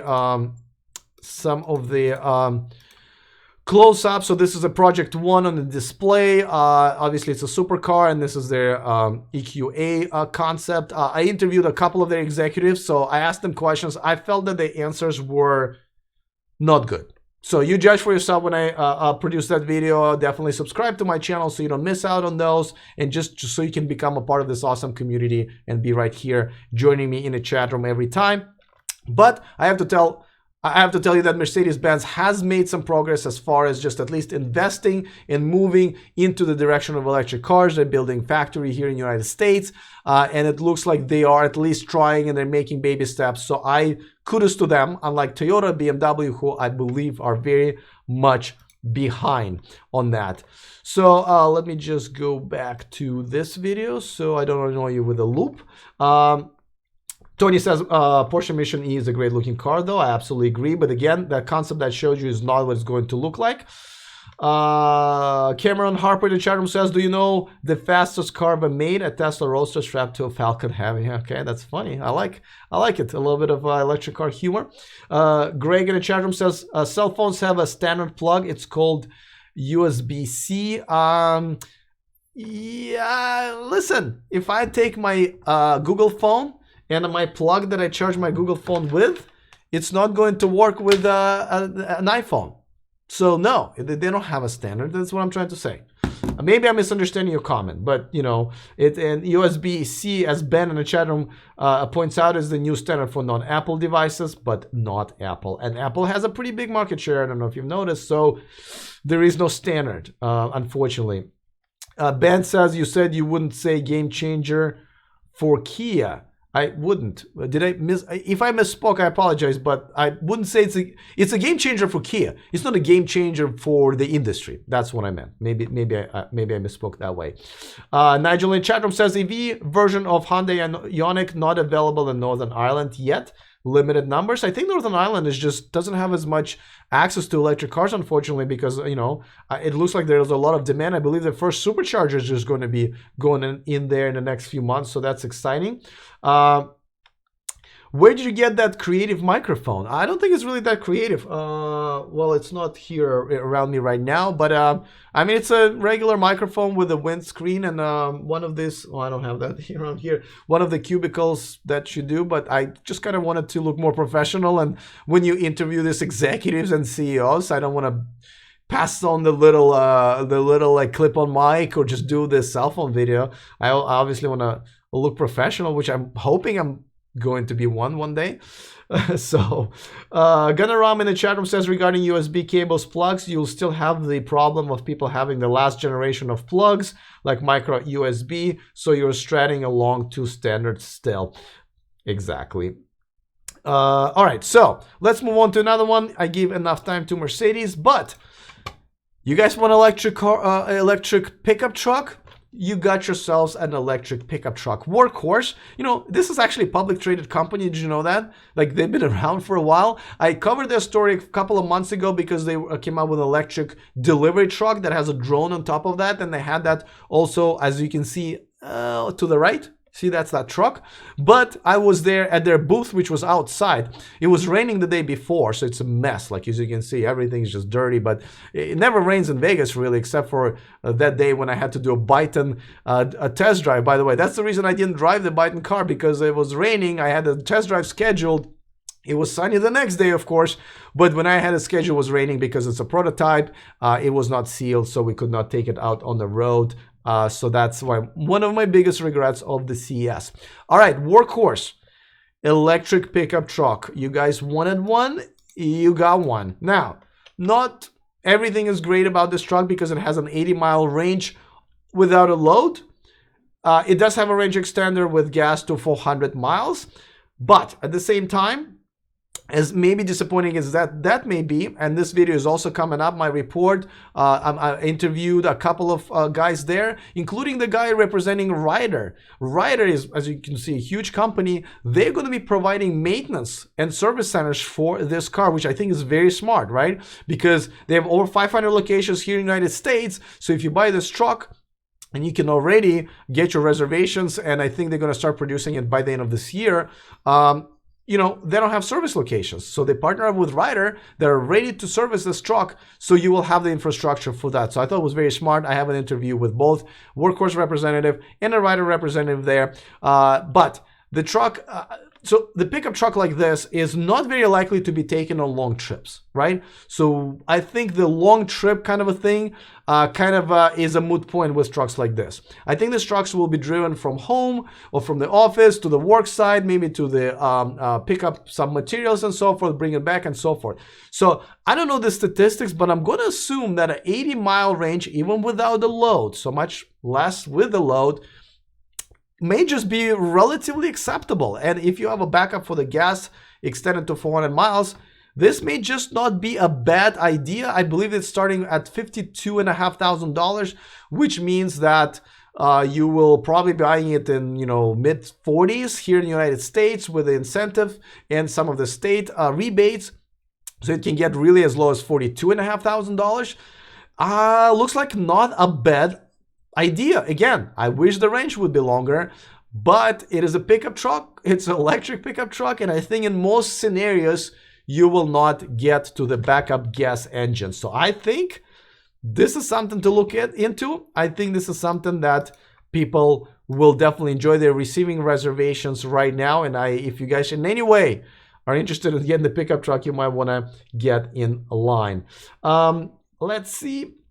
Cameron Harper says Tesla is the Apple of electric cars. They make their own charging standard just because they can and everything else. Well, I think it's not just because they can, it's just because there was no good standard when they came up with the Model S, and they came up with their standard because they needed supercharger, a type of a deal, and type of the plug, and even now, there is no standard they can get that much electricity through, and that's why they created their own. I don't think that because they wanted to be Apple, but I do have to say that the way they're going, it looks like they're taking Apple approach, as we talked earlier. They're really not that big on getting suppliers as much. They rolled back from Mobileye to their in-house stuff. They've partnered up with Panasonic, but now they have their own Gigafactory. So they're really trying to control their own supply chain and software, which again makes sense for the company, does make sense for customers, but just like with Apple, it limits your choices, it ups the price. So there are pros and cons. But yes, they definitely look like they're going that way. But as far as their plug is concerned, I don't blame them having to create their own, because there was just nothing on the market when they started developing it, which was probably like 2010, right? Because the Model S came on the market, in 2012. So that's definitely something that we want to mention. Is Workhorse commercial? Do they sell to anyone? Yes, they will sell to you guys. They're selling it to, I believe they are selling it to commercial customers first, but they're going to be selling it to regular customers in the beginning of next year, which is about a year away. So if you're interested, you should definitely talk to them, check it out, and put your reservation in. Red Jelly Bean 9797 in the chat room says, does it hurt the Kia that it has multiple powertrain versions confuses consumers? No, I don't think that hurts them. I think that helps them. It helps them, and I'm going to go back to Kia's image right here.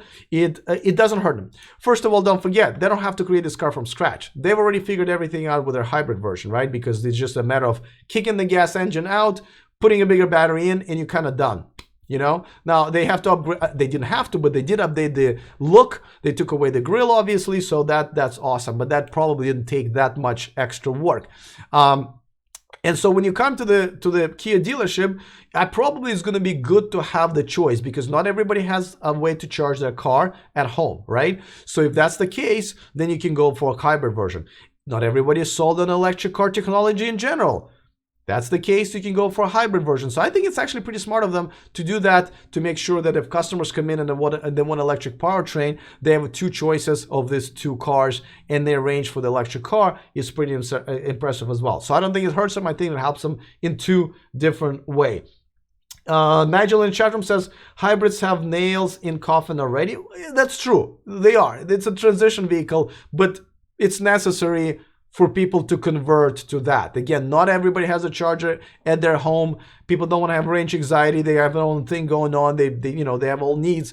So hybrid vehicles is the way to ease them in and ease their infrastructure into, it's a gateway drug to electric cars. Let's just put it that. Hybrids are a gateway drug to electric cars. Cameron asks, hey Alex, do you know D-Way? I do not. Is it a person or car? Let me know. Ulysses Hayden in the chat room says, Alex, my question is, Is Honda even coming out with an electric car?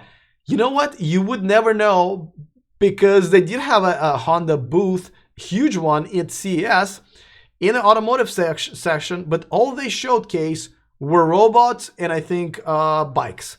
I mean, seriously, it was, again, I probably should have mentioned that along with Toyota. Toyota was disappointing, but not as disappointing as Honda. That didn't even really, I don't even know why they were there. You know what I mean? Or why they were there in the automotive section, not in the main section on the floor doing the robot thing.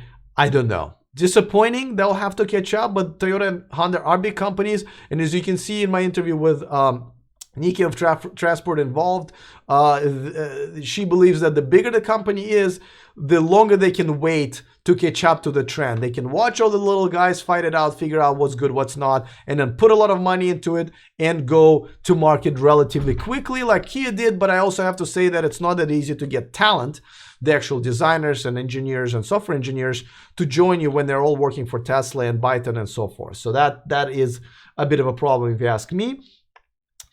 I guess it's not so good aerodynamics on this one. I'm sure you're talking about the workhorse truck. And by the way, did I even show you guys the video? Oh yeah, I did show you the video. Okay. All right, let's move on to the next one. Okay, I'll do one more comment from Nigel because it is about the workhorse pickup truck. He says, I imagine an electric vehicle that can do 80 plus miles plus hybrid that does 80 miles. If people use it like a Volt, the amount of miles on electric was the major, so will mean filling stations closer, quicker in the UK. Don't quite understand it. Maybe I read it wrong, but again, disappointing that it's only 80 miles, but I don't think pickup trucks need to drive that far, and I think the extender will definitely help. Let's move on to Nissan. So Nissan did unveil their, not didn't unveil, we knew what it would look like, but they actually had that awesome car in the back, which is a Nissan IMX. They had the Nissan Leaf in the corner. Literally, it's like, see that screen behind that car? Okay, so that Nissan is jammed between that screen and the display, and there's still a walkway. So I don't know why they weren't really proud of it. Like, I was like, hey guys, that's your main thing that you're doing it right now. But I think they wanted to showcase the IMX. It is a concept. They have no plans or specs. You know, they have no plans to go in production, so therefore they have no specs. The guy that I talked to was awesome. I mean, I think was one of the more honest interviews, and I'm going to have a separate video on that as well. If you guys want to check it out, definitely subscribe to this channel. In the next 2 weeks, I'll be uploading separate videos with all of my interviews and the footage from the CES about all of these cars, so definitely stay tuned. So yeah, I mean, IMX is a beautiful car. I just did not see anything that that would tell me that they're actually going in the production, and they did tell me that they're not going to production with it, at least not for now. But I did address the fact that Nissan Leaf is getting longer range. They kind of confirmed that. They're now confirming officially it's going to have longer range in 2019. Not sure what it's going to do to their sales in 2018, but I think the range is still good enough for people to buy it. But if I was to buy Nissan Leaf, I would probably wait until 2019 because of the longer range. And the rumor goes, and I think it's pretty safe to say, they are going to have an active thermal management system, which has been a deal breaker for pretty much anybody who knows anything about electric cars. Though they were promising it's still going to operate a little bit better. Let's see. Okay, so Nissan, impressive. By the way, huge booth, amazing user experience. Everything was a kind of a, have you ever gone to those parties that are like I call white parties where everybody wears white and everything's white? Well, that's what their booth was all about. As you can see, they're wearing white, the cars are white, the stage is white, the videos are even kind of white. It was really cool, really, really tastefully done. I really enjoyed that. So kudos to Nissan. Let's move on to a couple more left. But let me tell you about Genovation GXE. So here's, I have two videos. So let me show you, which one should I show you first? Okay, so this is me talking about the Genovation GXE. Now, the Genovation is a company, and I have an interview with their CEO, also a nice guy. He'll explain more when I upload that video. But it's basically a company that converts Corvettes into electric cars and makes them better. Just that simple. It's basically they become supercars. The price tag $750,000 because it is kind of an exotic supercar. But the reason I love this story, like I'm not into Corvettes, I'm not into like this conversion things. I usually don't cover stuff like that. But here's the thing. I love the fact that we can take, and this is for like electric car haters, you know, just no naysayers about just the whole technology. Nothing shows them the door in the future than taking one of their most favorite gas cars, which is Chevy Corvette, converting into the electric and showing them how much better that car is. You know, I was just talking to somebody, one of my coworkers, she's like loves the gas cars and loves the just a typical gas guzzler fan. And you know, she, you know, she was kind of on the defensive when we were talking about it. And she was telling you how, you know, she loves the noise of the car. And I was like, well, have you ever been to Tesla P100D or any Tesla? She's like, oh, no, but I like the noise. I'm like, listen, I'm sure you like the torque more. So why don't you just at least try it and see if you like the feeling more? Because once you go like, oh, my God, you can't even hear the noise. So anyway, I love this story. They definitely have, let's see if I have, okay, so that's a picture. Sorry, I wanted to dig up another video that they have that they have in their media kit, which I thought was also pretty cool. Let's see, is this the one? No, that goes back to my video. You know, guys, I might have not put it in my library to showcase it today, so I apologize about that. But if I find it, I'll definitely show it to you. I'm just going through my list just one more time to make sure. Oh, by the way, Hyperloop was there. That was kind of Hyperloop 1. Sorry, Hyperloop 1 was there on display. That was kind of cool. Forgot to mention, I just saw it in my slides, but a little disappointed that I didn't have the Genovation video of actual car that they had. Oh, here it is. I got it. Sorry, guys. Here. This is their B-roll video for the media, but I thought it was really nicely done and kind of showcases what this car can do on an open road. Gary New York says, I'm a Honda and Toyota owner, and I'm very disappointed in both. Me and you together. I used to own a Lexus, so I was a Toyota fan, as I mentioned before. He clarifies in terms of EVs anyway, but you know what? Of course, I mean, the EVs is the future, and the fact that they don't see the future is disappointing. I gotta tell you, even the Lexus, what is it, IS? I don't know if you've ever been in a Lexus IS, but it literally looks like a car from the 80s on the inside, the dashboard. I was floored. I was like, is this some sort of antique version that you guys have? They're like, no, that's not our car. So just disappointed in general. Hopefully they'll get their crap together and start kicking butt. Lucas just joined us as a little bit late. Hi, Alex. How are you? Welcome. Better late than never. But of course, all of these videos are posted in replay, so you can check it out. Cameron Harper in the chat room says electric Lamborghini. LOL. It is kind of electrical Lamborghini for a Lamborghini type of a price. Nigel says would not take much to make the Corvette better. Anyone knows how far the Corvette goes on a full tank in the real world against electric vehicle version of full battery? 175 mile range. 175 mile range in this version of the electric version of this Corvette. Let's see. Honda Urban EV Concept says, Ben, yes, they have concept cars. They just presented it in their Tokyo Auto Show. But again, they were not presenting them here at CES, which puzzles me. And I think they're still a couple years away. So yes, they have a concept cars, Honda does. But I just don't see why they were not here at CES. So I don't know what else to say. Cameron says Tesla Semi got 50 more orders, which is true. They got it from a waste management company in Europe, I believe. So kudos to Tesla for getting more orders. And I gotta tell you guys, I think a lot of news are just not making it all the way here, because as companies order maybe 1, 2, 5, 10 trucks, that doesn't make it in the news, but that does add up. It's only like large orders like this that make it into the news, but absolutely kudos to Tesla. I forgot to mention that as well. Thank you, Cameron, for reminding me.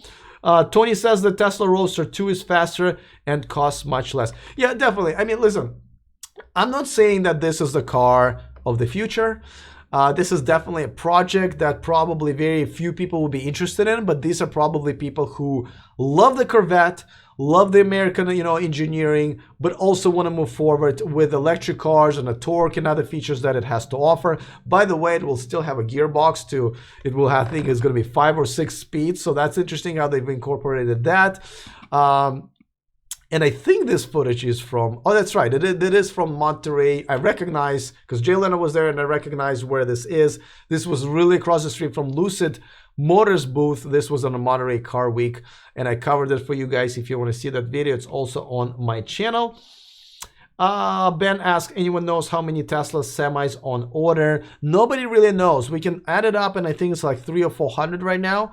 But I think Tesla kind of keeping it a secret for now, because a lot of private orders that come in, it was not announced. I already keep telling you guys that when I was at the semi truck event, I met quite a few owners of truck companies, and they said they've put in orders as high as 15, and I've never seen their names on the list. So I'm going to assume that they simply didn't disclose it to any of us, which I understand. All right, let me cover one more news that happened there, and this is kind of weird. Okay, this company, and it's spelled XPENG, and I'll have a separate video about them as well. It's a Chinese-based company. It's pronounced Chopong, and I've had to practice for a while. I'm sure I don't get it right. It's not Xpeng, Zepeng, or whatever. It's Chopong, and much like their name, they don't seem to want to cater to the US market. This car behind me, it's an SUV.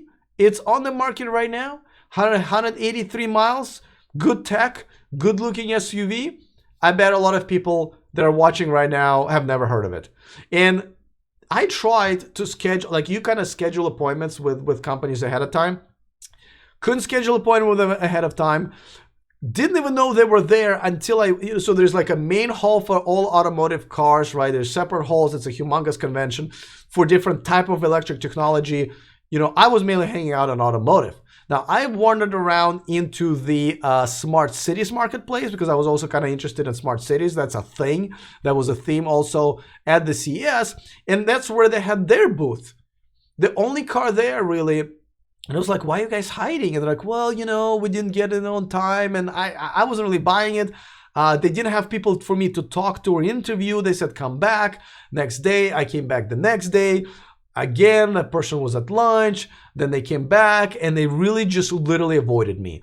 And I don't know if there's anything behind me, but I feel like if you weren't speaking Chinese to them, they were not interested in talking to you. And I'm not just saying about my experience. I kind of watched other people come around, and I felt that they were there maybe only to make either create business relationships or just get customers that maybe are Chinese, because they are selling this car in China. So maybe there's nothing wrong with that. Not sure why they're here presenting it to the American market. It's not available, as you can see by my face right now as I'm talking about it. I'm like literally just realized that no one's going to give me an interview. I'm not going to get any information from this car. So I'm just going to turn the camera and talk about what I know about this car. So very weird. Zhopong Motors, selling in China. They just like, people are driving it now. They are making them. It's happening, but I couldn't get much out of them. And again, I don't see any plans for them to go forward in the US market. And by the way, one of their biggest backers, Alibaba, a major company, major investor. So it's not a joke. I'm puzzled by this. I am really puzzled by this. So I just kind of figured I'd bring it up to you guys. See what you think, but I mean, I wish they were selling it here in America, or at least had plans, but they're not. Would have loved to welcome a new kid on the block as far as the electric car market, but again, just very weird. I mean, maybe I misunderstood something, but I gotta tell you, I've made more attempts than I've made with other companies, and I've gotten much better access, as you know, to pretty much the highest ranking person, including CEO. I talked to Kia's executive vice president, like their highest ranking guy. So everybody gave me pretty good access, except for them. They gave me no access, and I found it a bit weird. All right, let me catch up on the chat room comments. Nigel says, how many eyes Haulage trucks are made on production lines per day, so many be good earning potential for Tesla. I don't know the top of my head, unfortunately. I'm sorry about that. Cameron Harper in the chat room says, what do you think like 98% of all EV startups fail and why only Tesla is the only successful startup? Any news on Lucid Air? Well, I don't know where you're getting 98% of all EV startups fail. I believe it's like 95% of startups fail as businesses. I don't think we have statistics yet because how many have really failed except for Fisker Automotive because they went belly up. Everybody else is still standing. I mean, okay, let's go over them, right? Fisker Automotive failed. That's one. Faraday Future, they actually are announced that they've gotten like $1 billion investment last second before they were like kind of shutting down the offices. So that might survive. Lucid Air, haven't heard much from them, but they're very much alive. And they recently announced that they're moving into a new office, a bigger office. I visited it myself, and for those who are Patreon contributors, I'm going to give another plug to my Patreon page where I do post exclusive footage, like my report at the new Lucid headquarters location, so only Patreons can see it. Thank you so much for supporting me. If you're looking to support the show, as you know, all of this stuff is expensive traveling around and bringing these reports to you guys, please go ahead and click on the link below in the description of this video. So if you'd like to, you can support me. And as a return, I provide you with some behind the scenes footage and some of the exclusive footage. But as I was saying in that video, Lucid had an office that was quite impressive, and I gotta tell you, it was so big that I believe only a company with either a really good credit line, a financial investment round that's close to closing, or cash in a bank would be able to pull off that kind of a lease, because I mean wouldn't be surprised if it's like $100,000 to $200,000 per month at the very least, if not $500,000 per month at the very least. So a company that's just about to go belly up would not be able to rent that office. So Lucid Motors is not that either. Fisker Inc. is obviously back. The Xpeng Motors that I just highlighted, they're kicking butt, obviously in China, not in the US, but in China. We got what? Well, I don't want to cover generation. A Workhorse, right? That's happening. And we got Byton that just unveiled their car after being in stealth mode for only 2 years, which is really impressive. The reason Tesla has made it for a few reasons. First of all, don't forget we were in a recession, so they got this factory for like pennies on a dollar. I think they paid like 40 million. I mean, it's probably easy. I don't even want to guess, but it's ridiculously expensive right now. They took advantage of buying equipment from failed automakers. I believe it's including their humongous press for also pennies on a dollar. So that was you know, a definitely good move. Don't forget their first car was a limited run. Tesla Roadster was a limited run, only 2,500 made. They made it out of a body of the Lotus Elise, so that helped. They didn't have to have as big of a production line, of course, or even create the body for the car, so that helped.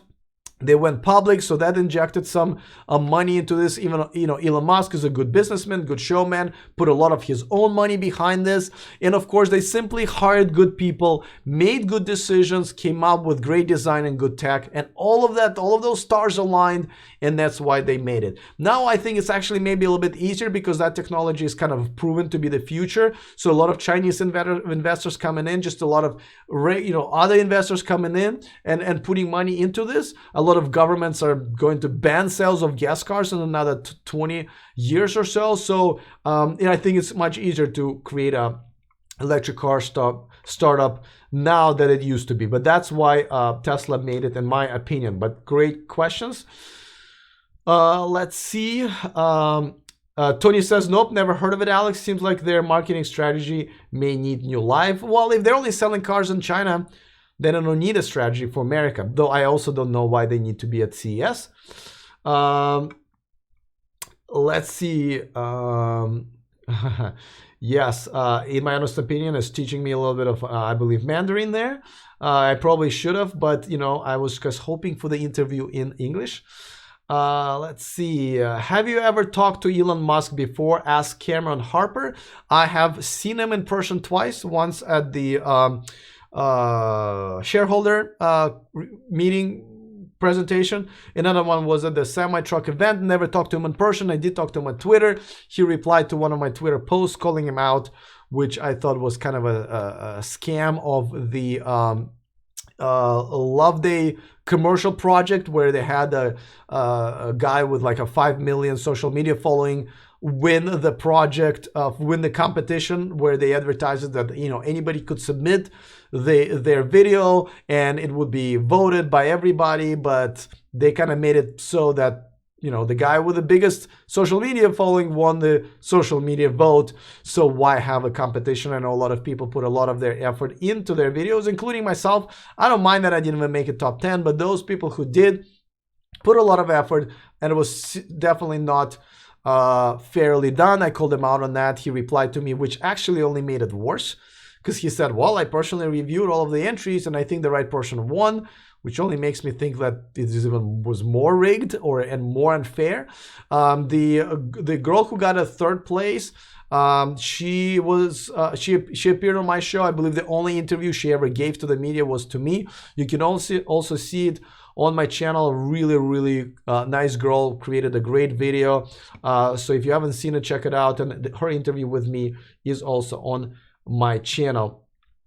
Alex and Leland, I would pay for that, says Ben. So would I. But I gotta tell you, I mean, I would love to interview him, but only if I would know that he would give me honest answers, right? I gotta tell you, I've interviewed a few people at CES, and I was thankful for having access to executives, which normally you wouldn't get. But when they were giving me BS answers, I really wish I didn't have an interview with them, because like, I'm not even sure if I want to put out some of these interviews for you guys, because we all know it's BS. So why listen to the BS when we know it's not true? So only if the person I'm interviewing is guaranteed to give me somewhat genuine, true answers, I would be interested in talking to him. But I wouldn't be interested in just talking to Elon Musk when he'll just give me, you know, pre-canned, non-honest answers. Then besides the selfie I'm going to get out of it, what are you going to be getting out of it as my audience? But hopefully one day it can happen. We'll see. Let's see. Mitchell in chatroom says Tesla does not waste investors' money on fancy offices. That's true too. I wouldn't say Lucid Motors' office was fancy, it's just much bigger, because I think they're also just judging by what it is. One of them is also kind of probably going to be a design studio. So you kind of have to have a pretty big space to have a design studio for a car, right? We're not designing a website, they're designing a car. So the space needs to be appropriate for that. Nigel says, Tesla timing was just about right. Tesla was hours from failure. That is true. Tesla was literally like a day from failure, and believe it was Panasonic that saved them. Panasonic, oh no, Mercedes. That was a Daimler who I believe saved them by creating investment into them. So yeah, they almost went belly up. It wasn't for last, I believe, hour deal. There's an interview with Elon Musk who outlines what happened. If you haven't seen that, Google it, YouTube it, and check it out. It's definitely a very interesting one to see. So guys, let me just recap. Kia Niro EV is going to be probably one of the quiet storms in electric car universe this year. 238-mile range, goes on sale just by, definitely before the end of the year. It is, believe, going to be a major player, and maybe outselling some very cars with a very high expectations like Model 3, Nissan Leaf, Chevy Bolt, and so forth. Electric pickup truck is here with an 80-mile range and extended to 400 miles is also here, and it's going to be sold. They're going to be making it this year and selling it by the end of this year. Let's see. Byton is also here. They are looking for the second round financing, but their car is extremely impressive. I have to say that even half of that tech makes it to the market at $45,000 starting price. I will be the first one in line. Me and Nikki interview is definitely going to be coming up. It's going to be a good one. She has a really interesting opinion. Once again, the link to her channel down below in the description of this video. And of course, we covered the Fisker Emotion unveiling at CES, one of the biggest anticipated unveilings. They did not disappoint. And again, my interview with Henrik Fisker, you can see it on my channel as a featured video right now. Quick reminder, this video and this channel is sponsored by Evanix. You can find a discount code to their aftermarket accessories for Tesla in the description of this video. You will also find a link to my Patreon page if you'd like to support this show and see some behind the scene footage and exclusive footage, which I know I was still behind on a little bit, but I'll have a few of them posted in the next few days, in the next 2 or 3 weeks as I go on through my CES footage, something that only Patreons will have access to. So I really appreciate you guys supporting me with that. Elon Musk went to a sex party, said Cameron Harper. Now, even if it was true, I wouldn't give a crap at all, because that does not affect the quality of Tesla cars. But from what I understand, he did not. I mean, come on, that would be just stupid of him to do it.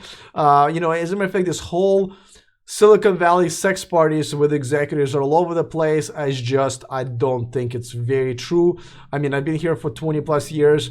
I have friends who are executives and CEOs and senior VPs all over the place. I'm not trying to brag. I'm just saying that I have a lot of people who would have already told me or even invited me to one of those parties. It looks like this wasn't a sex party. It looks like it was a costume party that maybe a couple of people fool around somewhere in a corner and everybody said it's a sex party. And look, Elon Musk is right there. He addressed it well. He said that if it was, he didn't know, but it looks like it wasn't. It looks like it sounds to me like a very honest answer. So I really don't care to cover it any more than we already have. Lucas in the chat room says Mercedes invest in electric smart that time. If good, remember about 50 minutes. Okay, I completely am lost in there. Sorry, I started reading and realized I don't think. I don't think I understood it. Okay, Nigel in the chat room says Hyundai Ioniq Hybrid I have seen up close, looks good. Good to know. Cameron says my papa is Byton. My papa is biting me. Ha ha ha. You guys are making fun of their name. I gotta say, not the best name in the world. It would have probably helped if they named their car as well. Probably the easiest thing they could have done. They came up with all this tech, but no name for the car. Russell in the chat room says Kia Byton are very interesting concepts, but price-wise and in charging options, no competitors to Model 3. I mean, I'm sure you mean Tesla. But yes, as far as that same price range, Model 3. Yet every EV keeps the word about a model revolution going and thus good for consumers. Now, Byton is a concept car, and even though Kia presented their car as a concept car, it is really just going in production pretty much this summer, I believe. So it's really not much of a concept, as I would almost say prototype. So I think he is much further in their promises than Byton. Has definitely more resources as well. All right, thank you for the overtime, Alex. Much appreciated, Anton. You are welcome. This is the best part of my weekend and always best part of my day to hang out with you guys, to talk about electric cars. I am super excited. I might look tired because I am. It wasn't getting that much sleep in Vegas. Not because I was partying. I haven't gone to a single party, single club. I've been really just preparing for the next day, going through the footage and making sure that I'm there as early as possible and I leave as late as possible to bring all of this footage to you guys. Don't forget, every single car that we talked about is going to have a separate video. The first one is already up on my channel for Fisker Motion, my interview with Henrik Fisker. I think it's pretty cool. Also, I'm going to be posting my interview with Nikki of Transport Involved, and the link is to her channel in the description of my video. So yeah, this is going to be an exciting week. I hope you guys are excited about my videos that are coming up. It's just a matter of me editing. I'm going to do my best to get the Byton video up and running by the end of the day here, Pacific time. Nigel says in the chat room, I have had Zoe for 3 years, cost 13,000 plus battery hire, 3 years free. Yeah, the whole Zoe thing is really impressive in Europe. Definitely good price, definitely good range, and I am totally behind the whole battery leasing concept. Aaron in the chat room says, thanks for all the great shows, Alex. You are absolutely welcome. It's a pleasure to serve you guys as electric car community. Why is it that other car companies are not building their cars to be able to handle Tesla superchargers? Well, because Tesla will probably not allow them to use it. And I think they have their own plans. They're not, they're not all trying to chase Tesla per se, as far as business sense is concerned. They all have different vision of how they can compete with Tesla, their technologies and so forth. So kind of trying to follow is not always a good way. You kind of want to lead, and a lot of them are trying to lead. Obviously, they're behind, technically the Tesla, but they want to be leaders and not followers. And also, simply, I don't think Tesla just gonna allow them to do it. Let's see. Oh, I see. You also asked, didn't Tesla give away many of their patents? Well, they just made them public. But also, I don't think all of them that are important that they give away. And don't forget, just because you have access to technology doesn't mean you can make it fast. It doesn't mean you have enough talent or money, or it's even the direction you're going in. And don't forget, those patents, I believe, are 5 years old at this point also. So that's that.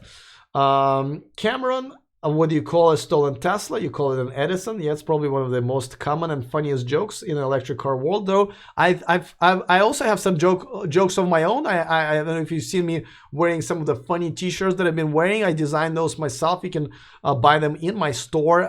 The link to my store is in the description of this video as well. Nigel says problem with Tesla charging is lack of points at each position. That is true, I am assuming. I don't want to lie. Craig says, what is next for Autopilot 2.0? It's really 2.5 right now. How far away from dropping a person off and parking, reading signs? What's next? I covered this already earlier today. I even have a video. Tesla Autopilot 2.5 cannot even catch up to Tesla Autopilot 1.0 that's more than 2 years old. So this is not even about the future. I mean, they can surprise us and release maybe Tesla Autopilot 2.5 or 3.0. That's like leaps and bounds ahead of what they have right now. But they're still struggling to get the wipers moving back and forth, something that almost every car in the market right now has.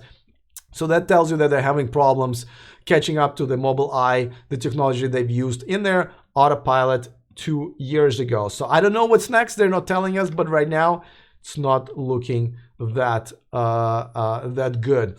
Nigel says, I like the shirt. I appreciate it. I like it as well, but I think I'm going to try to wear more of my t-shirts that are, I believe, are funny. Cameron says, what about solid state batteries? We don't know that about Tesla either. They would be crazy, obviously, not working on that technology. I'm pretty sure they are, but they're not going to tell us that, at least not right now. Nigel says, Tesla, oh man, my mouth is dry. I've been talking for what, more than 2 hours at this point. Excuse me. Nigel says, Tesla has already usually at least 4 points at each place. Now up to 50. EV network everywhere else has no more than 2. Oh, I see what you mean. Okay. 2 points. We're talking about stalls. Okay, yeah. So Tesla does have some, I think the largest one right now, and I have a report on that one, I believe is 40 superchargers in Calumet City, California, and in Nevada. Forgot the name of that city. Again, if you're interested in full walkthrough, including the driver's lounge at the Cattleman City supercharger location, one of the largest ones in the United States, one of the largest in the world. I have a video about it as well. Please check it out. 2-hour live stream, new record, Alex. Yes, this is why my mouth is so dry, is because I haven't been drinking anything this morning, so I don't have to go to the bathroom. Because last time I was dying, I had to end it early. And even though I'm losing my voice a little bit, I was able to, because I went out last night, the music was really loud, so my voice had a little bit of practice. So yeah. By the way, Tesla was featured at the at the CES. I probably should have mentioned it, but they basically had a Model X. They had a Model X at the Panasonic display. So Panasonic, much like many other companies like Samsung, in the main hall, they had booths so big they were the size of buildings. And I'm not even kidding, guys. They were like buildings, 2-story buildings with rooms and demos, movie theaters. Was insane. So Panasonic had one of those and had a part where they featured Model X and the solar technology, obviously, that's powered by Panasonic. So that's that. It's a few months old, says Russell in the chat room. I am pretty sure Elon is betting on improvement made by the AI to change Autopilot significantly. Let's see. Aaron says, I remember watching Elon speak at a public event a few years back, and he mentioned that if other companies wanted to build cars to use their supercharger network, then they would probably just work it out, I'm assuming. I don't think they can. Here's the thing. Tesla might want to do it, but they just can't because there's so many, there are lines on these superchargers. And Model 3s are coming out in larger amounts than they can keep up with the supercharger network. Don't forget, even though they missed the production numbers for Model 3, they also missed the installation numbers for their supercharger network. They were supposed to double it, and I think they only accomplished like 75% of that. So that's behind. And a lot of the superchargers, especially here in Silicon Valley, still have lines. Not as bad as a year ago, where I literally just opted out to taking, renting a gas car, yes, because the lines were so long, but still, there are lines. Even at the factory, if you go a lot of times, like right now, I bet there's a line at the factory supercharger. So I don't think they can, as far as they just don't have stalls to give away to other car manufacturers to charge at their charging stations. Though I see some European countries passing laws, if they haven't already, that would make Tesla do that. Let's see. Yeah, guys, this was a really exciting week. The excitement will continue. I will continue posting videos, in-depth coverage that I've had for every single manufacturer that I've already mentioned. So please stay in touch. Please subscribe to the channel. It will definitely keep you up to date with everything that's going on in the world of electric cars. All right, guys, I am losing my voice. I might need to get some hydration, so I'm going to leave you at that. I will see you tomorrow again at 11 a.m. later on tonight. If not, then at the latest tomorrow, I will post my Byton report from CES. So with that, I'm going to sign off. Wish you a great day or night, depending on where you're watching from. And of course, remember to stay charged.